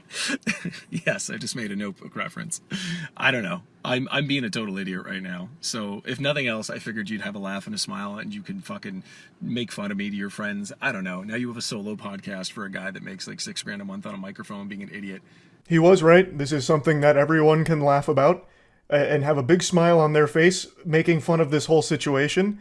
And then out of nowhere, he drops like his salary from his job, like to flex. He just like slides that in there, which I mean, it's an interesting strategy yet again. This guy's got a wild book of tricks. I'm sorry, I don't normally bring up money, but I feel like I created my job out of thin air, and like I just submitted my 2022 taxes, and shit's been getting so much better the last few years, so I'm quite proud of it. That wasn't me trying to impress you, though, with money. I've got way more impressive shit than that. It just slipped out. I hope we can still be friends. Anyway, Why leave it in there, then? You saying that clearly made you uncomfortable. You could have just deleted this and just tried again. Though I don't think you should have tried again regardless. This shouldn't have happened to begin with. But you yourself just made yourself puke in your mouth when you said your $6,000 a month out loud like that as like a flex, and you still let it ride. You still let this Beyblade rip. Why? You look like a goddamn Disney princess. The bio completely floored me. I felt like it was written by a friend or something. I just got like strong, like fellow nerd, divergent, super cool, gregarious, happy person vibes. And yeah, so listen, I'm an open book. You probably figured that out like 6 overshares ago. If you have any questions for me, please hit me. Don't be shy. If you want, I'll share my bio. I feel like it's unfair that, you know, I've seen yours and you haven't seen mine. I'm quite proud of my bio. This entire situation has been nothing but overshares from you. She's not going to ask you any questions. No sane person would. It's not going to happen. This whole thing was a complete catastrophe. And once again, hung up on this fucking bio thing. They're just bios. Most people write them in 10 seconds. I don't know how long he spent, like, finally crafting his, but that is not the norm.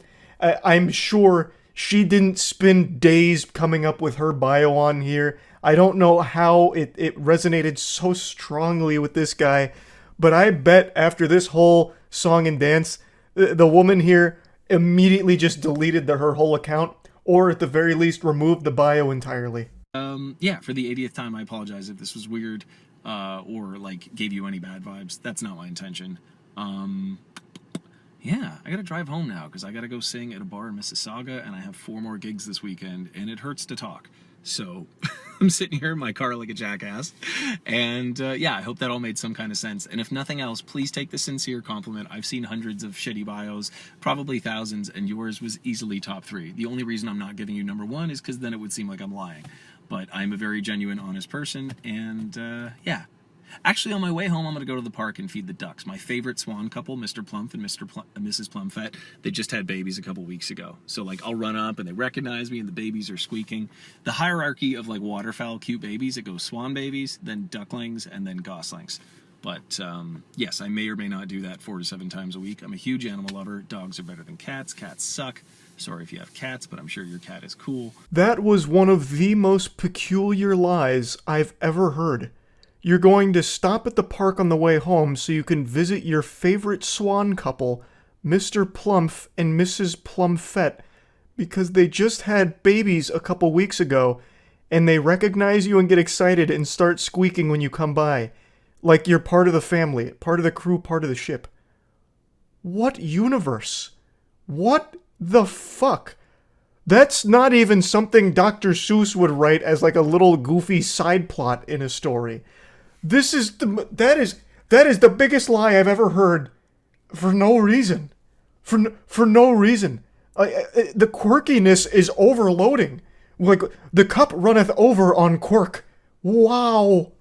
And yeah, take the compliment. Anyway, apologies if this totally intruded on your day, opposite of my intention. And yeah, your bio was fucking awesome. I mean, there's a couple other assets I noticed too, but I cannot mention them without sounding like a fuckboy, so I'm just going to leave it alone. I'm sure you've worked very hard to be in the shape you're in, but goddamn, lady.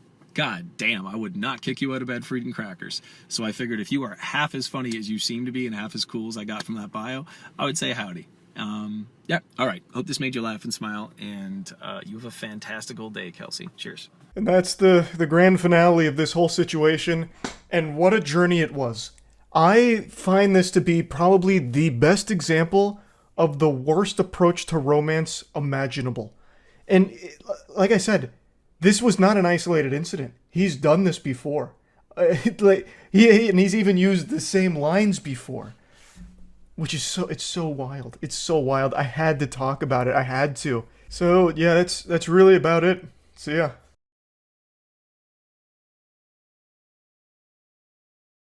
Online dating's pretty tough. I remember when I was a single man using Tinder, my go-to line was, "Do you like Brendan Fraser movies?"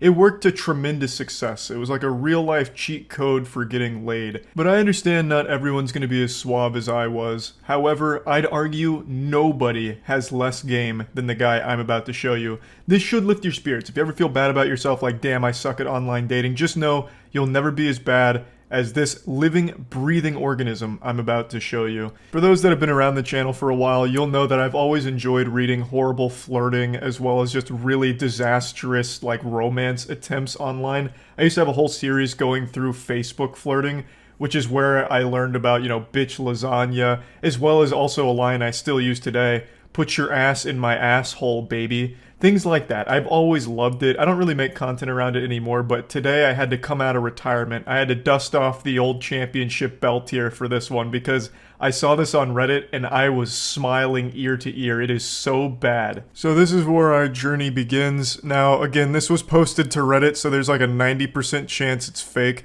But god damn it, I'm gonna suspend disbelief and just enjoy the ride. Now, of course, I'm not an expert here. Rick wouldn't call me into the shop on Pawn Stars to check the authenticity of this piece, but there are countless of very real examples with pathetic dudes that go just like this. So, there is a good chance it's real. So these two have been talking for a little while, and my man comes in with the clown shoes and asks, "Are you on birth control? I know it's a personal question, but kind of important to know." And then they say, "Okay, I'm canceling Wednesday." This could have gone better. This is suboptimal. This is a rough start right here. If it was a speed run, this would be a reset. This is about as bad as you could expect. He immediately ruined the date that they had planned by just immediately going full hog and just sending it. And from there was no recovering, and it gets real bad. He does not handle this super well. There was no grace or elegance. "Lol, I'm kidding, dude, relax." He's just, it's just stand-up comedy, honestly. He was practicing his material. Why are you overreacting? "I'm uncomfortable with these jokes." "Okay, sorry, I'll stop." "Okay." "No, I'm still canceling it." And now we get into his Joker arc. "Well, that's really your loss for being so uptight, but okay. I'll just go to work and make $900 in 12 hours. Really? You're overreacting. Seriously? And you wonder why you're single? Yawn. Still waiting for your reply, lol. I actually had you double booked with another girl, so I'm kind of happy you decided to be a psycho. You sure you want to cancel it?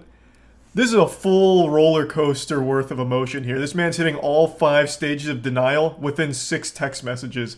This shit goes insano style quick.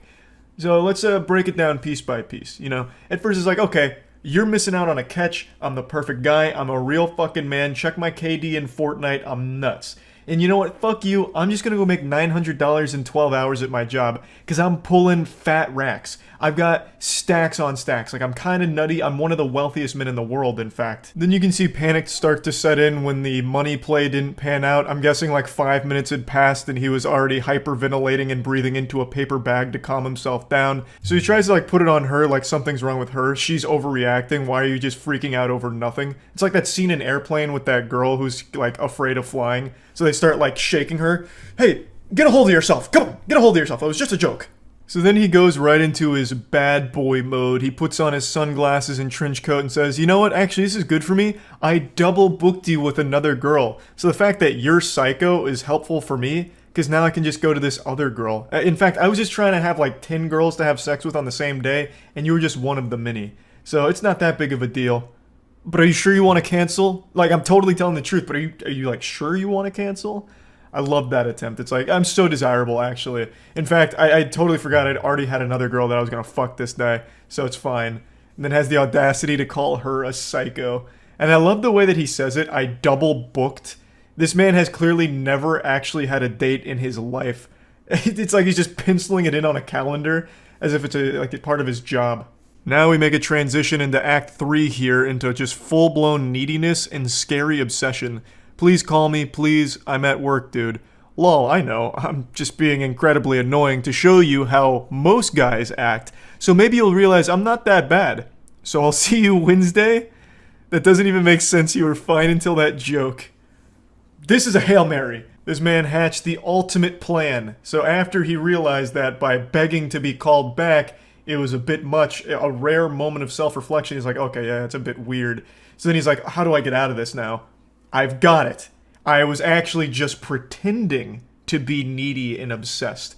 It was called acting. I was actually just doing this to show you what most other simpletons do, not a sophisticated, nice guy like me. So I'll see you Wednesday, right? Dude, I was kidding with you. It's a joke. You do know I'm a doctor, right? My brain thinks at a much higher level than yours or the average person. It wasn't even sexual. It was a joke. And I said if you don't like those type of jokes, I won't joke like that anymore. This should be the end of it. You should be like, okay, cool. And then if I do it again, then you get pissed. Yeah, he's a doctor. Dr. Love, baby. This guy's good. This is real smooth. I have to imagine he's not actually a doctor. I mean, maybe fucking Dr. Evil, I have no clue. But regardless, I love that he's like, I actually just have such a galaxy brain, I'm thinking on a totally different level than you and all of these other plebeians. I'm just too fucking smart. That's my curse. That's the burden I bear. I'm too intelligent, which is why I made this joke. And the joke is a thinking man's joke. It's actually an anti-joke, in fact. You know how there's like matter and antimatter? This is an anti-joke, and now I'm explaining it to you so you don't have the right to get mad about it. You see, you're just wrong for getting upset about it, and it's because I'm so much smarter than you. And I understand that it's not your fault for being fucking stupid, but just know that since I'm a doctor, I know what's right and what's wrong when it comes to joking. You off just get pissed right off the bat and be all rude to someone. That's a major turnoff, and just know. Yeah, she was the one being rude. She was nice enough to give you like a warning that she's canceling. She's like, hey, you're a fucking weirdo and I'm canceling. She could have just said nothing and not showed up on Wednesday, wasting your time by going there. And you just sit there all fucking soft cock in hand waiting and just not even getting a response. But she was nice enough to like cancel to your face. Like, that's far more than you deserved. Okay, so rant over. Are we cool now? Yeah, I think things are good now. I'm reading the room and it looks like he may have solved this problem here and fixed everything. You just talk shit to me. All I said was I'm canceling it. I didn't do what did talk shit to someone. What? Those are not coherent sentences. Of course I'm talking shit to you. You just flaked after I asked for that night off. Do you know how hard it is for me to get a night off work? Continuing further, let's just stop this childish nonsense. I'll see you Wednesday, right? This is that shit, don't take no for an answer, which I think is honestly the worst advice you can ever give someone. No is like the most important answer you should accept. By not accepting no's, you're just gonna go to jail at some point. Like, you're just asking for some kind of awful thing to happen to you. Like, no is an important thing to recognize and respect. And then they respond, you do not need to criticize my sentences. Change of mind and telling you about it doesn't really make it flaking. I was upfront. You said you already booked another date with someone else. Go enjoy it. I don't know why you're trying to with me, especially since you think so little of me already. Man's going full-blown car salesman. Just meet me Wednesday. I'm sorry, okay? Just will not drop it. There is no chance she shows up on Wednesday. This is coming across like an actual serial killer now who's just scratching at his neck for his next victim. Like, he just cannot help but just keep saying, you're coming Wednesday. I know you are. You're gonna meet me here Wednesday. Call me immediately. I'm at work. I'm not going to take the call. Okay, then we are meeting Wednesday, right? Are we cool? I feel like she might be talking to King Ghidorah here, just three separate heads all talking at once and all having different thoughts. One of them is just a fucking android that can only say Wednesday. One of them's just like a spiteful lunatic who thinks that there's some galaxy brain intellect that can't help but shit on her. And then one of them's just like a lobotomized zombie who just constantly just keeps asking, are we cool? Are we good now? It's wild, like the swings this guy goes through on these text messages here. Then he goes all in saying, look, my mom recently died, okay? So I'm kinda not really in the best place to be messed with. So if you could understand that, would be great. Please, dude, please answer me. Can you please stop being immature and call me? Now, admittedly, she was being very immature about this whole situation by not understanding such level-headed remarks from a gentleman like this. It really was her being immature, clearly. And I also can't help but respect the actual Xbox Live tactic of saying his mom died. That is, unironically, 2005 Xbox Live shit right there. Like, your mom's a whore, mom's dead. And it's supposed to be like the checkmate. He actually tried it. It's like, oh, mom's dead, so now you have to excuse everything I've said. And you have to go on this date with me. I'll see you Wednesday, right? Come on, stop being immature. So yeah, anyway, that's where this story wraps up. Hopefully, if some of you are shitty at online dating, this will help you feel a little bit better and maybe help you improve in that respect in some way. Hopefully, none of you are as bad as this guy or anywhere close, but if you're just kind of, awkward and uncomfortable when it comes to conversations via text, maybe this will lift your spirits up a little bit, because you're probably not as bad as this guy. Anyway, that's about it. See ya. I don't care what your plans were for today, they're about to change. So call in sick to work, and I don't give a shit if it's like the biggest day of your life, your wife's in labor right now, delivering your brand new baby into this world, and you're on the way to the hospital right now to be supportive and help. You're about to pull over, because I'm going to show you a man that's going to make you too horny to function. You're going to black out from pure ecstasy. I'm talking, of course, about Dimitri, the lover. A couple days ago, I gave you just a small appetizer, a little taste of Dimitri, the lover, and my god, it tasted like ass. Now, I mentioned in the last video, Dimitri the lover was actually an alias used by a pickup artist named James Sears. James Sears used to be a name that'd strike fear into the hearts of women everywhere. He's like the boogeyman. But if the boogeyman was like 5 times scarier, he looks like if Tommy Wiseau and Harvey Weinstein did a fusion dance. And yes, he has been rearrested, like I mentioned, but today I wanted to finish the voicemails that he left because in the viral TikTok video we covered, it was only half of the story, and I think it's not right that we don't get the conclusion here to this wonderful fairy tale of sadness and disaster. This dude, I have to imagine, was collecting restraining orders like Pokemon cards back in his prime. Like, goddamn. So, we're picking up right where we left off. I had a long-distance relationship. Went a year. It's very tough to maintain it like that, and it didn't work out. There's nothing wrong with me. Matter of fact, I'm one of the few men in the city that has nothing wrong with him. It's about time, finally, a man with nothing wrong with them. A sane, rational, nice guy. I don't even know why he brings up a long-distance relationship that failed. I guess he's just still very upset about it, and you can still kind of hear that pain in his voice. It's just an old scar now, a battle wound that he can't help but pour salt in. Oh yeah, the relationship failed all because of her, no fault of my own. There's nothing wrong with me. She did it. But it doesn't bother anymore. I'm completely over it. I've moved on. I swear to God, I've moved on. I've had sex 50 fucking times a day ever since, and I'm much happier now, I fucking promise you. And don't you ever question whether or not I'm happy about it. Also, I have to doubt whether or not this relationship ever existed in the first place. It seems like another classic manipulation tactic from pickup artists where you're supposed to make yourself look as pathetic as possible in front of a woman, hoping that she feels bad enough to have sex with you. So I'm giving you that 3 o'clock deadline. If I don't hear from you, you lose my number. I'm erasing yours right now, so you won't be hearing back from me. So that's it. 3 o'clock tomorrow, or you can just completely forget it. Actual serial killer vibes coming off of this guy here. Straight up the Riddler from the new Batman movie. Hitting him with the less you have of it, the more valuable it becomes. But instead of the answer being friends, in this case, it's brain cells. I don't understand how someone becomes this delusional, this out of touch, and not have a single iota of self-awareness like, damn, this is creepy. He is actually pretending to be a fucking movie villain. Now, I understand if you've got other issues, like maybe you're not playing games, maybe you've had, I don't know, maybe you were abused in childhood, maybe your mother has cancer, you're going to chemo, maybe you're just a person who's extremely frightened or has an anxiety disorder, maybe you're on some medication for that. I don't know. There could be another issue that I'm not aware of.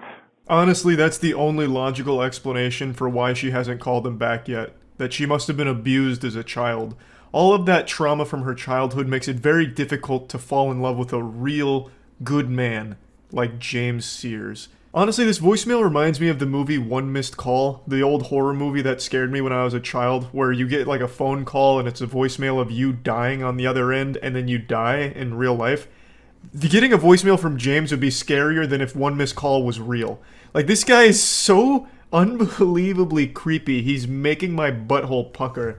Like, I just feel like I'm going into fight or flight mode just listening to this voicemail from the outside. I briefly hinted at deeper lore in the last video with the whole James Sears anime, and once we're done with the voicemail, I'll get into it a little bit more, but he actually had his own weird, creepy newsletter too. So it wasn't just directly harassing women and making them feel unsafe, he also did it using writing as well. But nobody says, call me, hands a person a business card, and then doesn't return calls. It's extremely passive-aggressive. You should actually look that up, passive-aggressive personality disorder. And you let me know if you've got issues, psychological issues, if you're on any sort of medication for anxiety or depression, I'm not interested. Dude's making this sound like one of those dick-growing pill commercials like Cialis or whatever. If you're taking any of the following medication, then Dimitri the Lover's not interested, and then just goes into list potential side effects. You also gotta love the pickup artist classic of insulting the women. Oh, you should look into passive-aggressive personality disorder. I am a licensed psychiatrist, so I'm diagnosing you, in fact, with that personality disorder. And you're lucky that I'm even taking the time to continue talking to you because you're diseased. You're filthy. That is an actual pickup artist staple. Just point blank insulting women and being obnoxious assholes and expecting sex in return. Just like, hey, you stupid bitch. You disgusting harpy. I bet you suffer from loose pussy disorder. But whatever, I'm a nice enough guy to give you the time of day. So when are we fucking? It's so baffling to me, because almost every pickup artist guru I've ever listened to recommends some type of manipulation tactic that includes belittling and insulting the woman. And you can see it on full display here in these voice messages. Okay? But if you're psychologically normal, and you haven't called me because there's been some horrible thing that's happened in your life which prevented you, that's fine. But otherwise, don't call me. Okay? Bye. Yeah, that's right. There's only one excuse for not calling Dimitri the Lover back, and that's if you've been kidnapped, or maybe severely injured by a falling meteor or something. That's the only possible explanation for why someone wouldn't return Dimitri the Lover's phone calls. I love that perspective. Oh god, she hasn't called me in a week. Something must be wrong. She must have been kidnapped by terrorists. I'm gonna have to leave her an angry voicemail about it. It's so wild. She must have been abused as a child. Otherwise, why didn't she call me back? It just doesn't make any sense.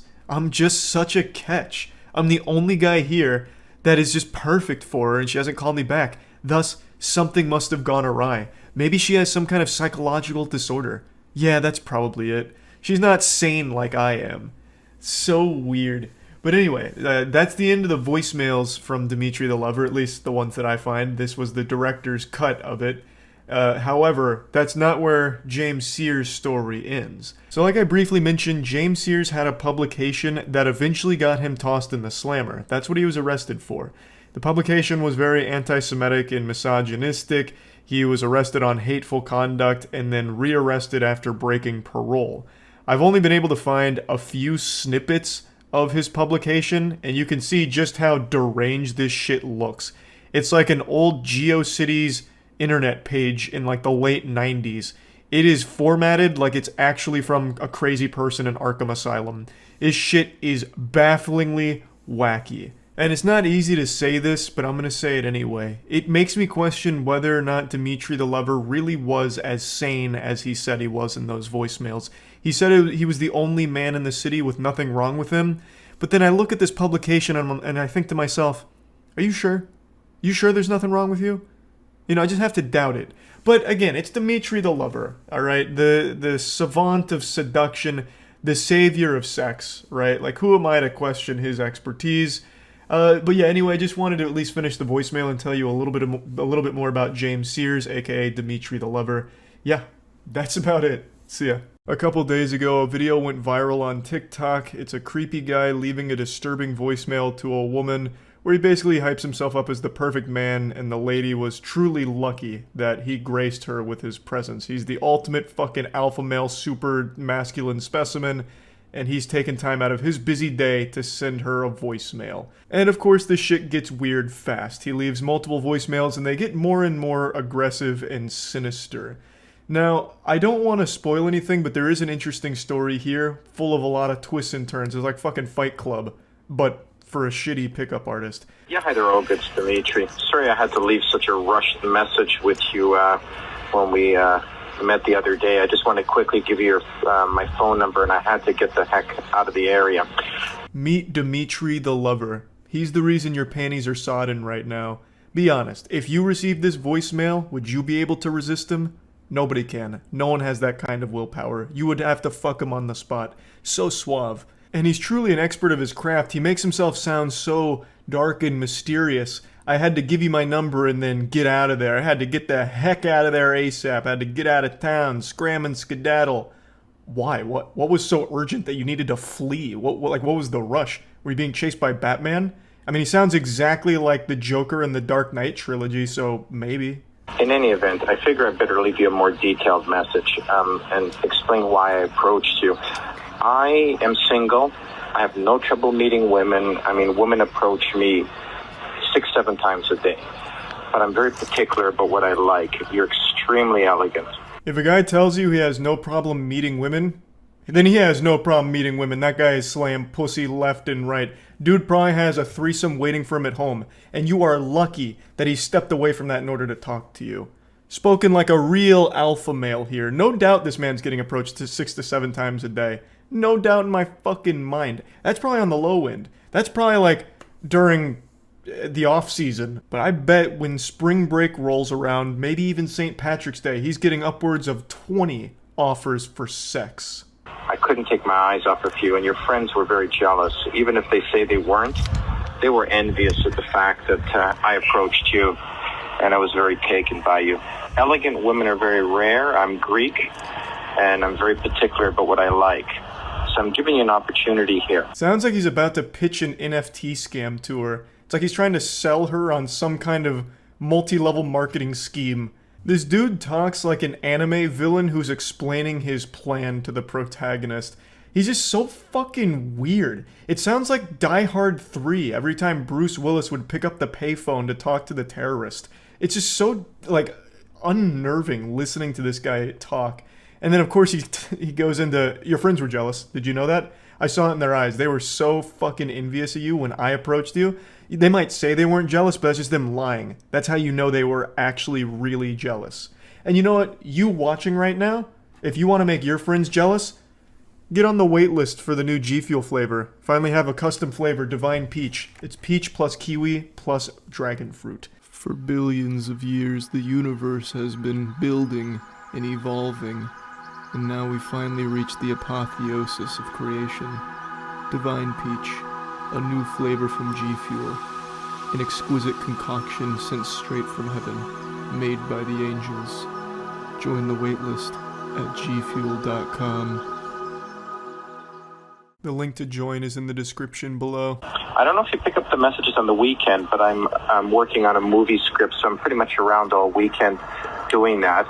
I left you my number, 416-9184. This looks like a landline, and if it is, you may not get the message till Monday. But when you do, call me, and then we'll get together for coffee and chat and let the romance begin. What a great way to kick off a relationship. Let the romance begin. That's such a bold statement. It immediately lets the person know, I am here with romantic intent, and it's time to commence. Let the pussy flow, please. Where's your vagina? This is where the romance starts. Come on. Didn't you hear? I said let the romance begin. I think it's extremely effective. He's reinventing the relationship meta here. No guesswork anymore. Once they say let the romance begin, well then that shit better start. It's so fucking good. It's like a terribly written line in an old video game. Like some Resident Evil 2 shit. I would also love to read that movie script he said he was working on. I bet it was an actual masterpiece up there with The Room and Citizens Kane. But unfortunately, I think we all know he wasn't actually working on a movie script. He just said that to seem interesting and cool and unique. He was most likely just sitting in a dark room in his shit-stained underwear after hyping himself up in his bathroom mirror for over an hour, working up the courage to finally call the woman who made a grave mistake of giving her phone number to this psychopath. You look very taken aback by my approach, and I hope that isn't timidness. I hope it was just a little bit of shock at being approached so directly, because I don't really date timid women, because I'm a very direct, very passionate, very assertive man, and I want a woman who's very independent and strong. So anyway, we'll talk about that, but I just wanted to formally introduce myself. Now I have. I leave the ball in your court. You call me as soon as you have the courage to. Okay, Olga? Talk to you soon. Bye. This is a man who can date any woman in the world, and he's chosen her. How can you be so lucky? Some people win the lottery, some people win Dimitri, and you could argue that they're both about equal in terms of how lucky the person was. So, let me go ahead and reveal the big twist here. This is all genuine, this is real, it's not fake, it's not staged. But the twist is, this is not happening currently. This is about 10 years old, I think it's like 9 or 10 years old, and it comes from a pickup artist named James Sears, who also went by Dimitri the Lover when he was in the pickup artist game. He had his own little alias as Dimitri the Lover, and this was one of the voice messages he left to someone named Olga. That is not the lady in the TikTok here, and she's not trying to, like, deceive people or hide it. She, in another TikTok video after this, clarifies, like, hey, look, I'm not Olga. This is actually just an old sound clip from Dimitri the Lover, who actually sent this to someone named Olga. Now, James Sears, Dimitri the Lover, is in jail now. The most shocking thing I'm sure you've heard all day. I'm as surprised as you are. He was arrested for a bunch of hate speech related things and then rearrested after breaching parole. Now, I'm sure you all have a picture of what this guy looks like in your head right now, and I'm about to show you what he actually looks like, and I bet a huge amount of you are very close to what he looks like in the real world. He looks exactly like what you expect. Almost exactly like what I had pictured when I first heard this. So here he is. It's fucking wild, huh? He looks exactly like the caricature of a bad, goofy, creepy pickup artist would look. Hi there, Olga. It's Dimitri calling again, the guy from the street. I left you a message several days ago. You said you were interested. Now, here's the way I work. I don't like leaving second messages, but I like you. You're a very elegant woman. You're very attractive. But, you know, I don't play that game. I know your friends tell you not to return calls. You're playing games like you see on stupid TV shows. So here's how it's going to work. You just made Dimitri leave a second voicemail. God help you. Your soul is in jeopardy now. Dmitry doesn't like to leave 2 voicemails. In fact, the last time Dmitry left 2 voicemails, he cried. You gonna make him cry again? Dmitry doesn't like to cry. You can hear him starting to get angry. He starts saying, "This is how it's gonna go." So we're getting to experience in real time the transformation of a nice guy into a bad boy. It is now 4:30 on Wednesday. Now I'll assume that you've already left work, because, some people leave early, and I'll grant you that. But if I do not receive a phone call back from you by 3 o'clock Thursday afternoon, I'm no longer interested, and you can erase my number. I don't play games like that. I'm completely single. I'm very intelligent. Hey, listen, Dmitry, you don't have to tell us that you're intelligent. We all get that impression here. Just listening to you, I think we can all recognize that your IQ is at least 5 figures. Like, that shit is huge. That is a galaxy brain you're working with. I'm great in bed. I make great money. Believe it or not, I'm a complete catch. I've only been single 4 months. I had a long-distance relationship. When a year, it's very tough to maintain it like that, and it didn't work out. There's nothing wrong. Undoubtedly, he is the complete package. This truly is a huge catch here for Olga. I can't believe the long-distance relationship didn't work out. I bet this guy was doing everything he could to make it work. But it is difficult to keep that going when the long-distance relationship is Dimensions with that 2D waifu kind of shit. But, I'm sure he had a good time and it was mutual. And now Olga had a chance, but she blew it. She didn't call back in a timely fashion, and Dmitry had to leave 2 voicemails, and from there, the whole ass was blown off of this operation here, and there was no salvaging the relationship. They could have been a great couple. They could have been married by now. And this is where the TikTok video ends, but the legend of Dmitry the Lover doesn't stop there. There's actually still quite a bit from Dmitry the Lover, but I won't get into it today because there's a lot. He was kind of popular on the internet as a punching bag. I was vaguely familiar of him like 10 years ago or something. I knew the name at least a little bit. So there is more, but we won't go over it today. Maybe at some point we'll go through more of his voicemails and shit that he used to do. But for now, that's about it. See ya. Rejection never feels good. It always hurts. And rejection comes in many different shapes and sizes, many different forms of rejection. Maybe you're like me, 5'6", playing a pickup basketball game, driving down an open lane, about to get this easy layup only for it to be swatted last second by a 6'6" freak athlete. And there's nothing you can do about it. It's embarrassing, but it happens. Or maybe you're finally shooting your shot with this romantic interest you've had for a while, only to find out they're not interested and they turn you down. I'm not going to sugarcoat it. I won't pull the punches here. It sucks. It feels like shit. But learning how to handle rejection is a necessary part of life. So back to my basketball example. What do I do when my shot gets blocked? Well, I get tears in my eyes and come up with as many excuses as possible, and I try and call a foul if possible, so that way we can run that back. So it's not my fault. It's they played dirty. And what happens when you get rejected by a romantic interest?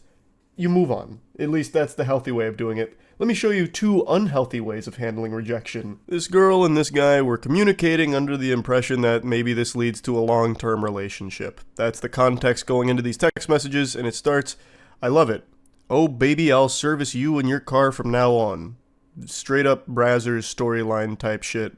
And she responds, "Ha ha ha ha ha ha ha ha ha ha ha ha ha ha. Let's go on a date before I get serviced. I'll be there Saturday, lol. I'm actually staying the night there too." And then there's a lot of like redacted information here, like a CIA document, so I don't exactly know what was being said in between these, but she says, Where do you live? Oh, okay. Got it. So far, things seem to be going well enough. They're making plans. She says, "Do you have plans for when you're here?" And he says, "Hopefully just you, but no plans other than that. Just needed a breather from my son. I'm going to book a hotel room tonight when my check hits." Which is starting to give off a bit of a weird vibe there. She says, "Oh, how old is your son?" 13. And then he says, "Maybe you could stay the night." She responds, "I don't do that the first night. I'm sorry." And he goes, "I don't mean all night, lol." And she's as confused as everyone else would be. So she says, "Ha ha ha ha ha. What? You said stay the night." I meant like hang out at the room after dinner. Maybe cuddle up. I'm a huge fan of cuddles and the best in the world at giving full body massages. I highly doubt that. I'm gonna need some citation for that. Like, I don't believe you. That's not what I usually do after first dates. I just don't think we're on the same page with dating. That's totally okay, just not a match. So she's taking this in stride, she's like, hey, is what it is. And then he keeps going. Exceptions could be made. What? Lol, what do you mean? I mean dinner, hang out, and eat between your legs like a Sunday lunch buffet after dinner. Lol. Clap them cheeks too. So she's very gently saying no to this guy. And this is the approach that a lot of dudes take with the car salesman type shit. Don't take no for an answer. So he continues to just keep pushing like, no. What if I, the world's best full body masseuse, give you a happy ending? Where I eat your pussy like corn on the cob. I'll chew on your clit till it bleeds and I bust. How about them? How about that? How does that sound? I'll even clap your cheeks too, as a little added bonus on top of my service. So, when are you coming over? Are you out the door yet? Unsurprisingly, this last-ditch effort didn't work, she says, so you don't know how to listen, cool. Don't make exceptions for men who don't respect my boundaries. Fair enough. She said no, and he continued to be weird about it. It's a really fucked mentality to not accept a no and keep pushing. It's just creepy behavior that's never going to amount to anything positive ever. When someone declines something or tells you no to something, you should really accept that, respect that, and just move on. It's not like you're going to change their mind by being an annoying pest about it. Like, oh, wait, what? Rejection? Wait a minute. You're not thinking this through. What if I clapped your cheeks? You failed to think about that, didn't you? Yeah. So if I clapped your cheeks, now I assume you won't be rejecting me? What do you mean you're calling the police? This one's a masterclass on how to respond to rejection like an unhinged lunatic, so this one's getting extremely angry when getting told no. I don't know what the conversation is here. These two had met on like a dating app and they were talking. He says Mario, so perhaps the question was, who was Luigi trying to save in Luigi's Mansion? I don't know, maybe they were playing a trivia game. She says, okay. She doesn't seem super enthusiastic about that response, so maybe she's not a fan of the Super Mario Brothers. Who knows? But anyway, he says, how was the mall? Get anything good? She says, no, I didn't look. I was just returning something. And then she sends a picture of herself in an outfit. And he goes, oh, that looks really good. Gotta get you some lingerie. Admittedly, I don't exactly know what happened in between the last text we just saw with him flirting and then these. He goes nuclear here. He goes full fucking scorched earth out of nowhere. So I'm thinking that there's some text messages that were exchanged in between these two, so we're just missing an entire chapter of this anime arc that he goes on to reach the villain status.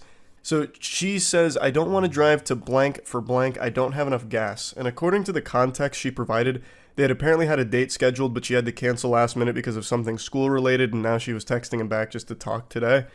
And there must have been something in between him saying, we gotta get you some lingerie and this. I just don't know what it could be. Maybe he invited her, like, to another place, and she just said, no, I don't have gas for that. But anyway, he responds, oh, alright, that's cool then. Didn't know all that, lol. You said you had some school stuff the other day. Now is gas, lol. You dirty, fat, sloppy, broke piece of shit. You got no gas, but got gas to go to the mall window shopping, lol. Thanks for making my morning, lol. And she just responds, lol. He just desperately tried to spam as much hurtful shit as he could think of quickly, like in a League of Legends game when you get mad that your bottom lane's feeding or something. How else are you going to respond besides just laughing at this pathetic tantrum? So she hits him with a lol, which only sets him off even further, so he sends her picture back to her in order to keep insulting her. Yeah, this shit is funny, lol. Fat ass bitch, you pushing what, almost 190, 200? I almost find it fascinating how anytime one of these weirdos gets their feelings hurt, they always resort to just like, well, you're fat anyway. You're fat. Like, it always comes down to that. The second that they get rejected or told no or something's not going swimmingly in their eyes, less than satisfactory, they always default to fatty, that kind of shit, and then just go on this, like, long-winded rant about, like, actually, I'm the nicest guy the world's ever known, and I was doing you a favor by showing interest. You're fat at the end of the day. That's the big... I didn't want you anyway. I'm not crying, you're crying. This one's just a little bonus, a cherry on top of the rejection cake. It's not exactly rejection per se, it's kind of adjacent. So this is somebody's ex who just texted her out of the blue. He says, "You dead yet?" That 4:22 a.m. crack pipe's hitting a little different today, so he gets bold and brash and says, "You dead yet?" to her. And he doesn't get a response right away, so then tries to get a little more edgy. And then says, "I'm going to fuck on top of your grave and smear dog shit on your tombstone." And this does get a response from her. She just says, "Get a hold of yourself." That line from her made me giggle so hard I had to throw this in here. You have this unhinged weirdo texting at 4:20 a.m. asking if you're dead and then saying that he's going to smear dog shit on your grave while having sex on top of it. There's so many logical inconsistencies with that. A, who's going to agree to have sex at a cemetery on top of a gravestone? That's just guaranteed to get some like demons and spirits haunting you for life. And B, why would you bring dog shit with you to have sex? Even if you found a willing participant here, I feel like if you brought a bag of dog poop with you, that's immediately going to ruin the mood and you probably won't be having sex. Like, this just doesn't make any sense. This guy's spitting a bunch of nonsense here, a bunch of mumbo jumbo. And she just immediately calls him out on it, saying, just get a hold of yourself, you weirdo. It's so good. I just had to include that in here. Again, it's not exactly rejection per se. Like, it's not in line with the other two, but it's just something that I had to toss in. That's really about it. See ya.